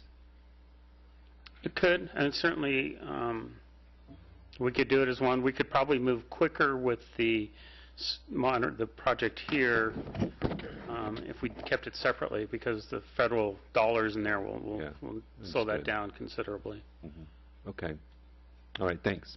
Yes. I like them all too. I mean, they're all of them good projects. I don't think it would hurt for Monterey Park just to be put off for a year. I mean, it's a piece of property. Nobody likes it when we look at it when we come into town, but it's been that way for 87 years, and so it's staying another year probably doesn't hurt anybody. The two that come to my mind as safety issues is the taking the first phase on Hill Street at least and take the parking off one side and just make a bike lane at a minimal cost right there. And just doing that and help those people out there. But of all the discussion that I have with Capitola residents, the Stockton Avenue intersection by far outweighs all of it, just because it's a real public concern and it's a real danger area. And maybe Rudy can speak to us a little bit on that. But I just think that should be a priority right now. It shows improvements by the city that it's needed and it's been past due, and that we can take care of something in a reasonable amount of time. And I think there's some great ideas for that, Steve. And so I would prefer that we move. Personally, I would prefer that we put that as the number one priority. I'd second that. And also, I think it bears noting in the record that Steve's home run on the last paving bid underscores the fact that no one gets more bang for their buck than our Public Works Director. Just remarkable.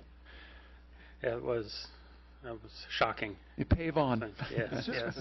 So based on what we're hearing, what we're going to do, I think a lot of this depends on how much money we have available. And the Finance Advisory Committee has made a recommendation for an additional 350 into these projects. So it sounds like there's general support for this project mix. It sounds like the pedestrian improvements, are the two projects on top, have a lot of support.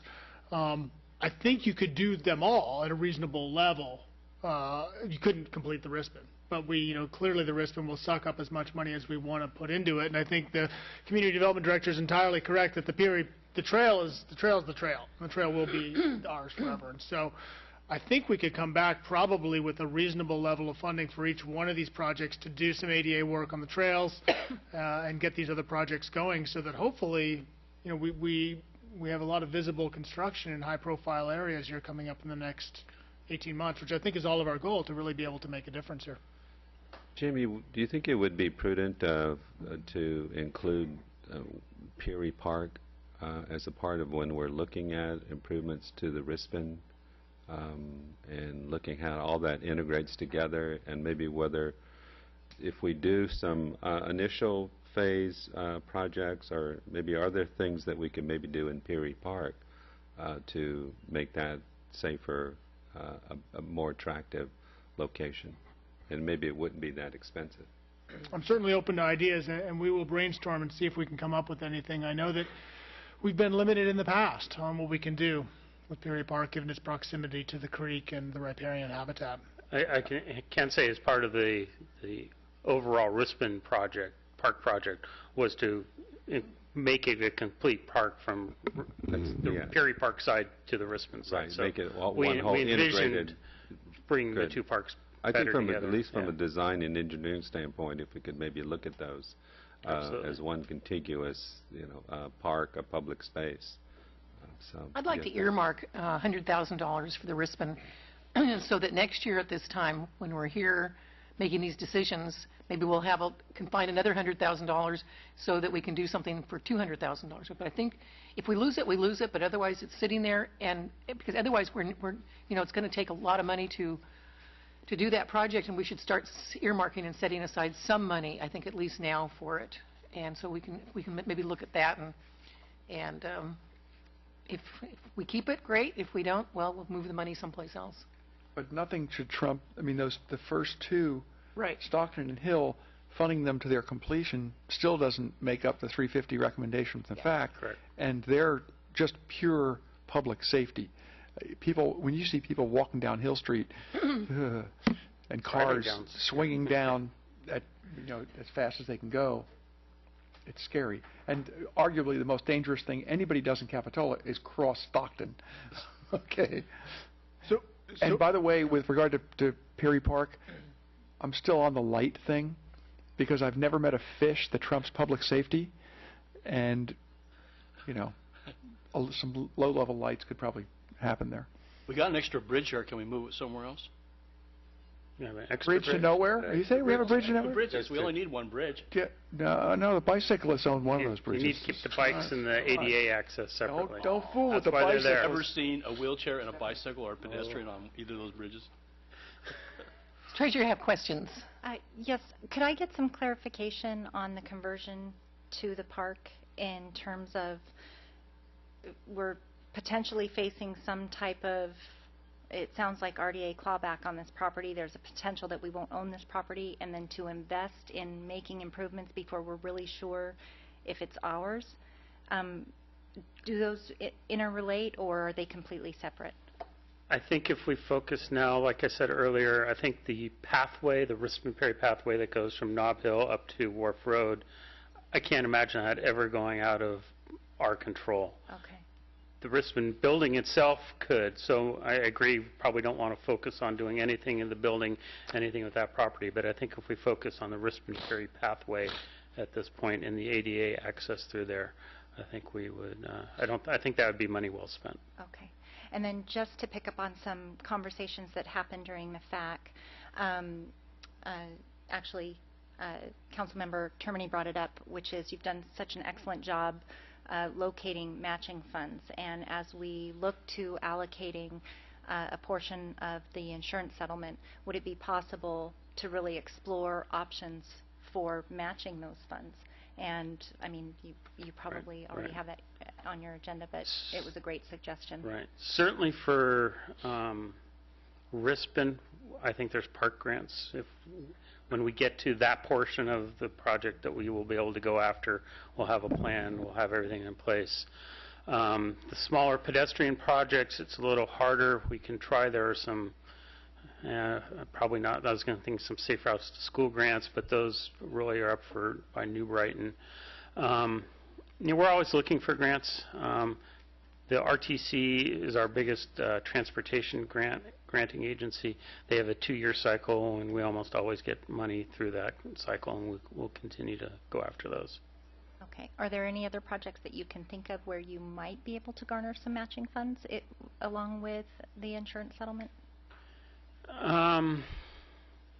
If we wanted to rebuild the flume or rebuild the jetty, I think we could get some fishing grant money for those.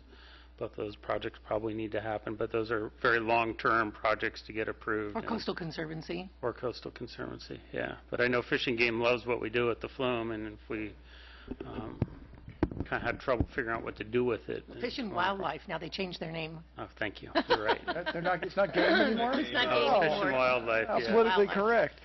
Yeah. Let's all remember that we take the jetty for granted. The jetty is the reason we have a beach. Right. Always remember that. I think it's going to be our #1 defense for the first few years of sea level rise, too.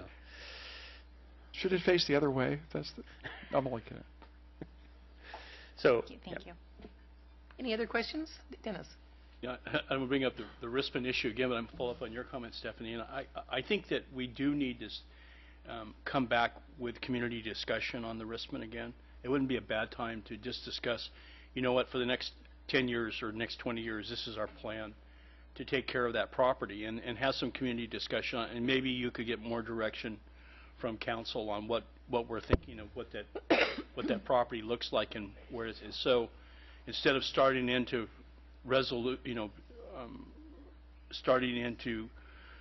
solutions to the existing problems there, we also look at what we want to see that property to be within 10 years. So I think it would be to our benefit to actually bring it back within the next 4 months or so and have discussion on what we're looking at there. Well, when people ask me what's happening there, I said, well, I think what we're going to do is save money for a few years, and then we'll finish it and open it to the public.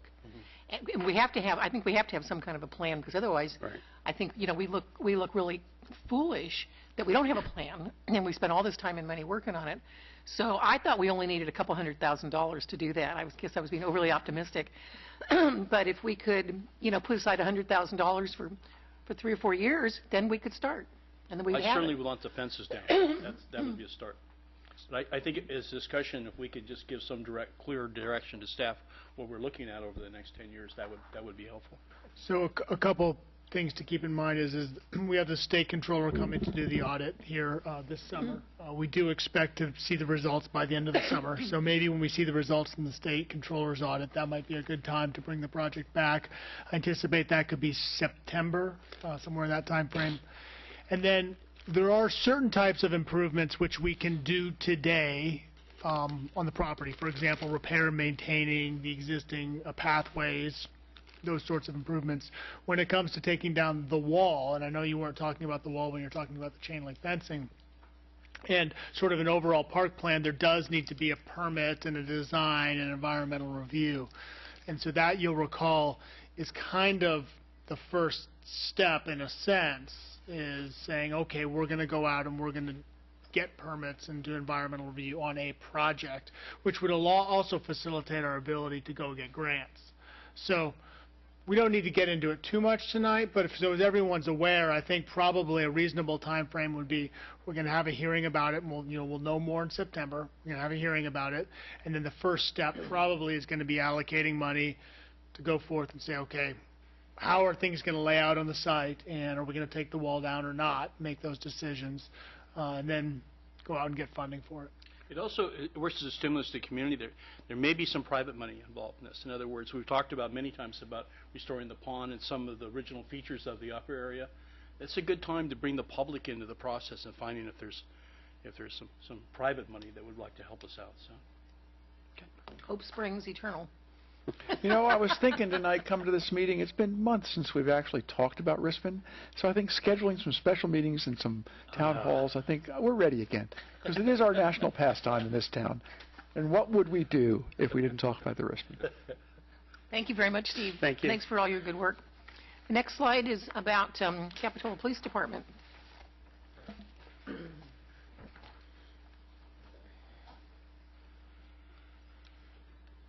Good evening.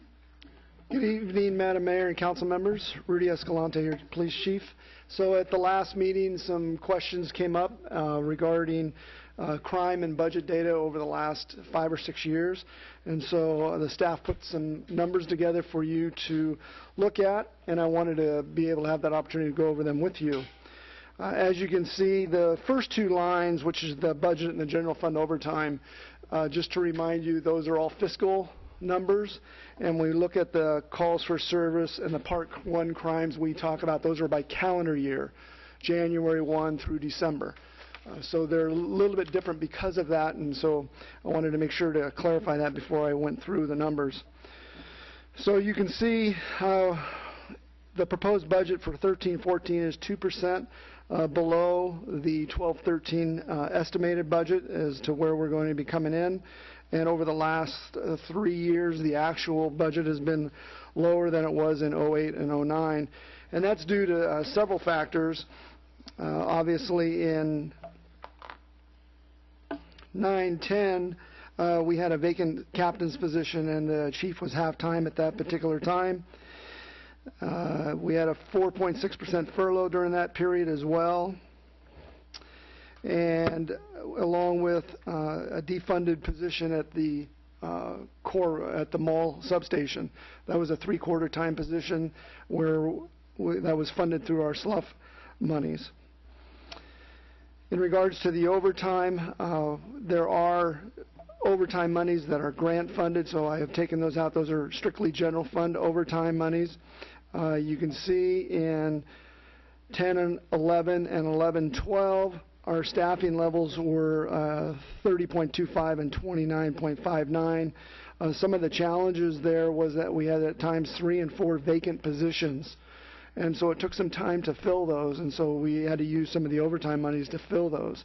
As you know, we are currently fully staffed as far as the authorized positions that we have. We are not recruiting, and we don't have any vacant positions.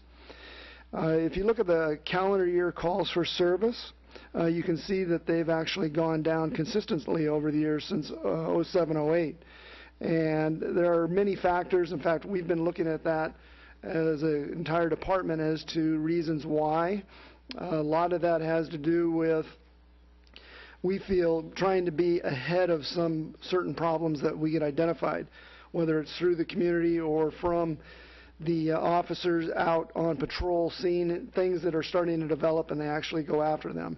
And that's the advantage that we have in working in community-oriented policing projects. Those projects we engage in the community, and it's something that we try and get deep-rooted to. And when we have enough officers to respond to the calls, then we're able to go after those rather than just going from call to call to call. So you can see we had a 10% decrease in the calls for service from 2011 to 2012. Part 1 crimes, you can see that those have gone down. So we've had a 9% reduction in our Part 1 crimes. And just to let everybody know, homicide, robbery, rape, assault, burglary, larceny, auto theft, and arson make up those calls for service on Part 1 crimes. And we had 647, but it's interesting to note that larceny makes up 476 of those crimes. And if we can go to the next slide. So you can see the chart in regards to staffing levels and calls for service per thousand and Part 1 crimes. We've kind of had a nice decline here over the last few years, and we've been able to maintain our staffing levels. And so I'm available for any questions if you'd like. Mike. Let me get a little Freakonomic here on you. I think it should be pointed out. First of all, I want to ask you, the decline in Part 1 crimes, if you look over the last 10 years, what do you attribute a reduction in, our most heinous offenses. Well, staff has really been working hard. I have to give credit to them. They are out there trying to address issues as they come up. They are responding in a timely manner. They are able to react, and they get involved with the community. They get involved by pressing charges. They report things. Even though calls for service are down, they still report them, and so the officers respond in a fairly quickly manner and can actually help apprehend the suspect as soon as possible. I'm glad you said that, because to the casual observer, if you look at this, it would seem to speak to maybe we don't need as many police. But I like to think of it as it's going down because we have the force we have. And secondly, police reporting, I want to make sure that we're not seeing fewer crimes or a dip in the crime level only because we're not reporting as forcefully as we usually do, but that's not the case. We have the same level of documentation of incidences. There's case reports now. Actually, physical or arrests that we have been making has increased 2012 as compared to 2011. For example, we made 1,243 arrests in 2012 compared to 946 in 2011. Citations were down from 1,915 in 2012 compared to 2,126 in 2011. So there are enforcement activities that are occurring. We have seen an increase in the amount of projects that we have created so that we can go after some of these bigger issues. We've been partnering, I'll give one example, with Orchard Supply. They had a delivery area over near 38th Avenue that was really overrun with shrubs, and we were having a lot of criminal activity there. The officers went out, made contact with the businesses. They were very cooperative, and they partnered together and made that problem go away, and it no longer attracted criminal activity. You did the same thing on Dean's Lane, by the way, with remarkable effect. That was always hunting grounds for people hiding in the bushes against the wall, and those bushes are gone, and I assume it's not a problem anymore. We haven't heard anything. Yeah. Yes, Dennis. Rudy, can you attribute crime to geographic areas within the city? There are some active areas more so than others. We see a lot of activity over in the 38th Avenue corridor, which borders a lot of the county area. Obviously, the sheriff's office is not in a staffing position right now to have that many folks over there, so we do partner with them. So sometimes you do see that. And then, obviously, in the 41st Avenue corridor, there's quite a bit of activity. I mean, it is a thoroughfare with 6 lanes, if not the largest in the county, other than the freeways. How about the village? What percentage of your staffing is used in the village alone? Well, this summer, with the Measure O addition monies, we are going to have officers down there every weekend, and we were able to get a full-time CSO down there. So we are going to have, obviously, more staffing down there. The nice thing about it, and we ramp up starting in April, where we start having meetings with members from the business community in the village as to how they can reduce problem areas in the village, how they can report things, how they can partner together to create a safer environment. Good, thank you. Mm-hmm. Any other questions or comments? Yes, Sam. Chief, I had originally, when this came up, I had inquired about it because in the budget was the elimination of one sworn officer position.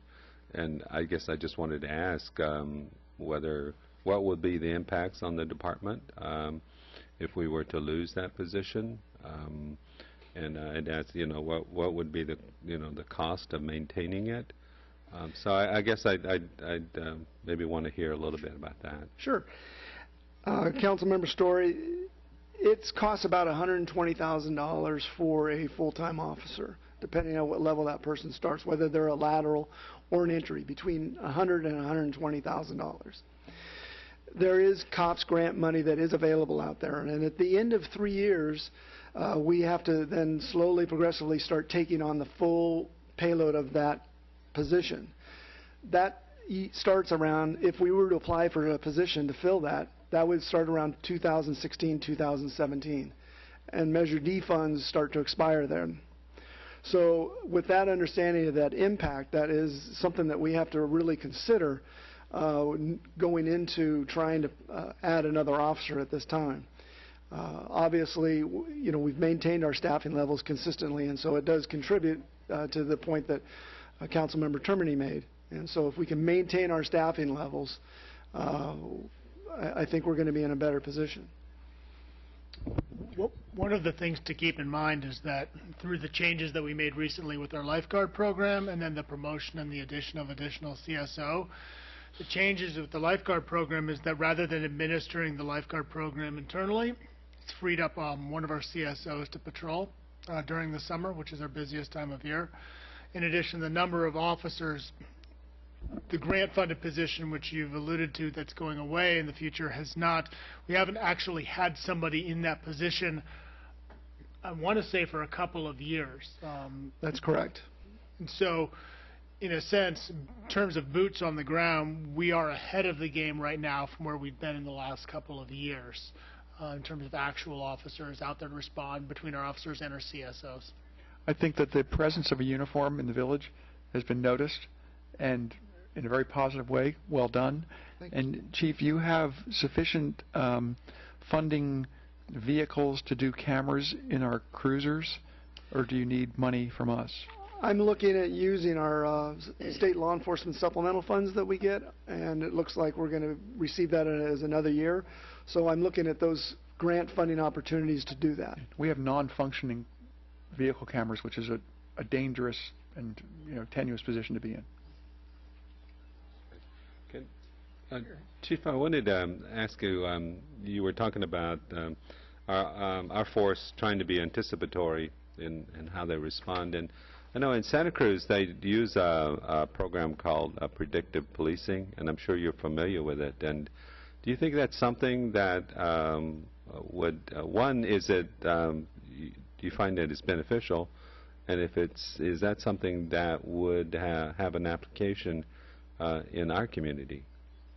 Well, looking at what departments use predictive policing, you see that they're larger metropolitan departments because you're dealing with bigger areas.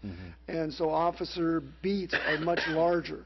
Some of the beats are twice the size of our entire city. Right. And so where the application is probably fruitful for a large organization like that, it may not be the best fit for us, especially when we really encourage the officers to get out in the car more and introduce themselves and make contact with the public so that you can get that additional information and make those individual interactions with each other. Yeah, I mean, it just sounds like in a sense we are kind of exercising that practice without all the algorithms and an expense and cost to do so.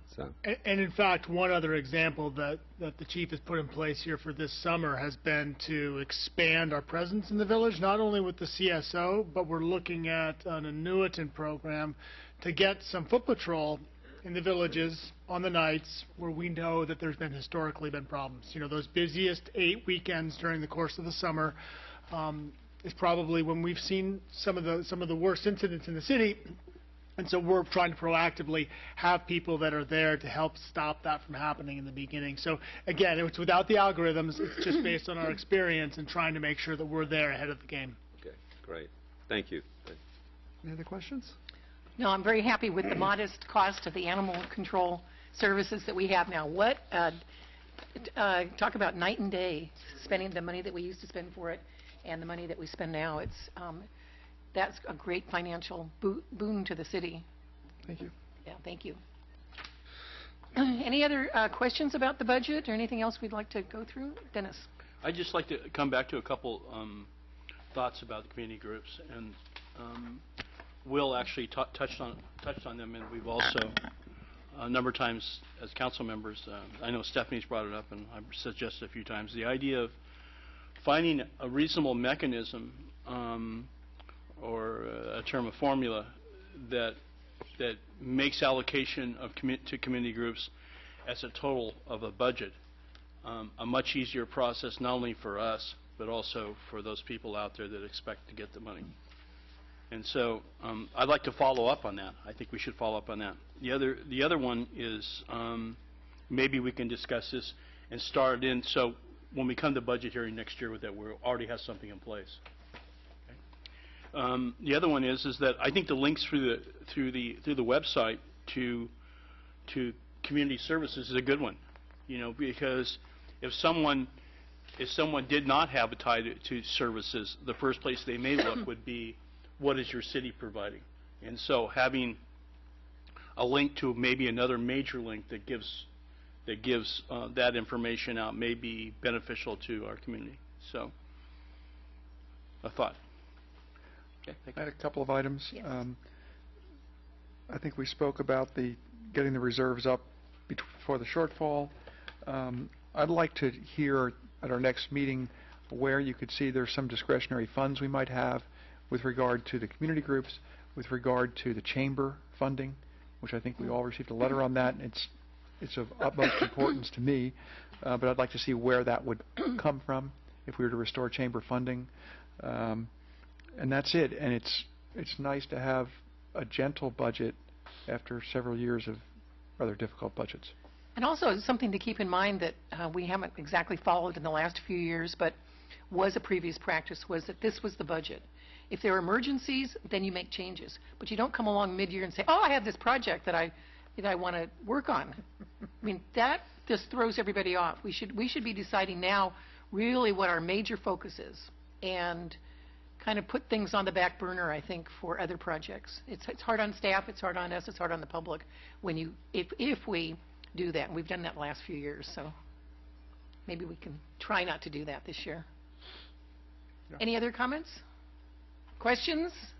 Public comments?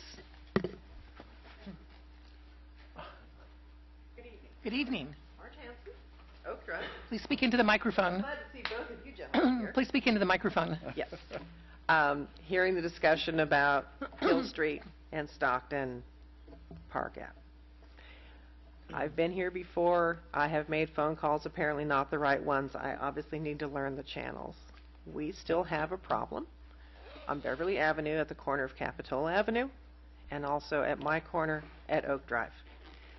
In the last week, I have watched people not only blow the stop sign headed south in front of my house, but make the left at the same time, park against traffic at the next corner, almost hitting the person coming from Beverly, headed east, or excuse me, west. I'll get it right in a minute. A little dyslexic. No one is paying attention to the fact that that's a two-way stop. Now it's become people anticipating it being a four-way stop. So you have people stopping on Beverly where there is no stop sign, and people traveling on Oak not stopping at all, not looking, and the paint job for stop on Capitola Ave at the corner of Beverly has worn out. In the last 3 days, I watched two people blow that stop sign headed into the village, not even look or consider stopping. So, like I say, I don't know how many more phone calls I need to make, how many more emails I need to send, how many more council meetings I need to come to have something done. We'll follow up on it. Yeah. And one other suggestion I have asked about, that there's the white striping on Riverview, that people are not allowed to park to the center of. Something has to be done to determine what the property lines are on Beverly between Capitola Avenue and Oak Drive. Some of it's paved, some of it's gravel. People will park definitely on private property. I even called in one morning because some idiot parked not only to the outside of the garbage cans, but in the road. In the road. And I don't know who the officer was. Obviously his opinion was different than mine. Came and looked and determined that there was no obstruction of traffic, and yet people were pulling out to go around the car, parked the wrong direction, in order to continue down Beverly. I am literally not spending nearly as much time on my corner because I don't want to witness the accident that's going to happen when some idiot blows the stop sign and some other idiot cuts off the corner at the same time. We have children, dogs, people on bicycles going the wrong direction. It's a matter of time, and I really don't want to be there when it happens. So please, would you consider? Thank you for coming down. Can I just ask, what do you feel is needed there? Are you just asking for more enforcement, or More paint or bigger signs or? Something. Maybe you don't- maybe a four-way stop there. A four-way stop. Okay. People don't even know where their property lines are.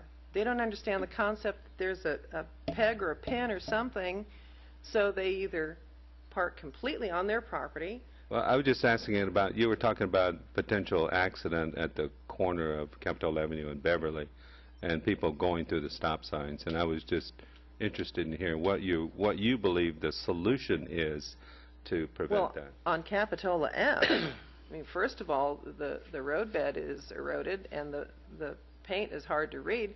I can't believe that no one understands that that's a four-way stop. But to watch two people do it in 3 days, just blow right through. Okay. So I actually had a little speech prepared, and then I came and realized you folks had your own thing going on. It all costs money, but with the public events coming up to try and raise public awareness that sidewalks are for people, not bicycles, and stop signs mean stop. I even last summer put up a cardboard sign below my stop sign. Stop means stop. And people would stop and look at it like they'd never seen a red hex sign before in their lives. Thank you. That sounds like something that's solvable. Thank you. Thank you for coming down. Good evening. Good evening. My name's Peter Patu, and I'm from next door. And one of the problems I have is I can't shut up. So I have some observance here. I'm spending a lot more time in Capitola again because my mom's back in the Pacific Coast Manor, which is a great nursing home. And so, but I do have to say that what's the name of the street in front there? That Wharf Road? Not the Wharf Road, but the one coming from 41st Avenue. Claire's? Claire's, it's pretty bad shape. Yep. Okay. It's on our list. Yeah. So I would suggest maybe taking some of that Rispin money and putting in fixing up the road, and when you turn over the Rispin Mansion to the hostel, we will take care of we'll find the money to fix up the Rispin Mansion, and you don't have to worry about it. There's a schedule for this year. Yeah. Okay, and so it'll be nice to discuss the discuss this.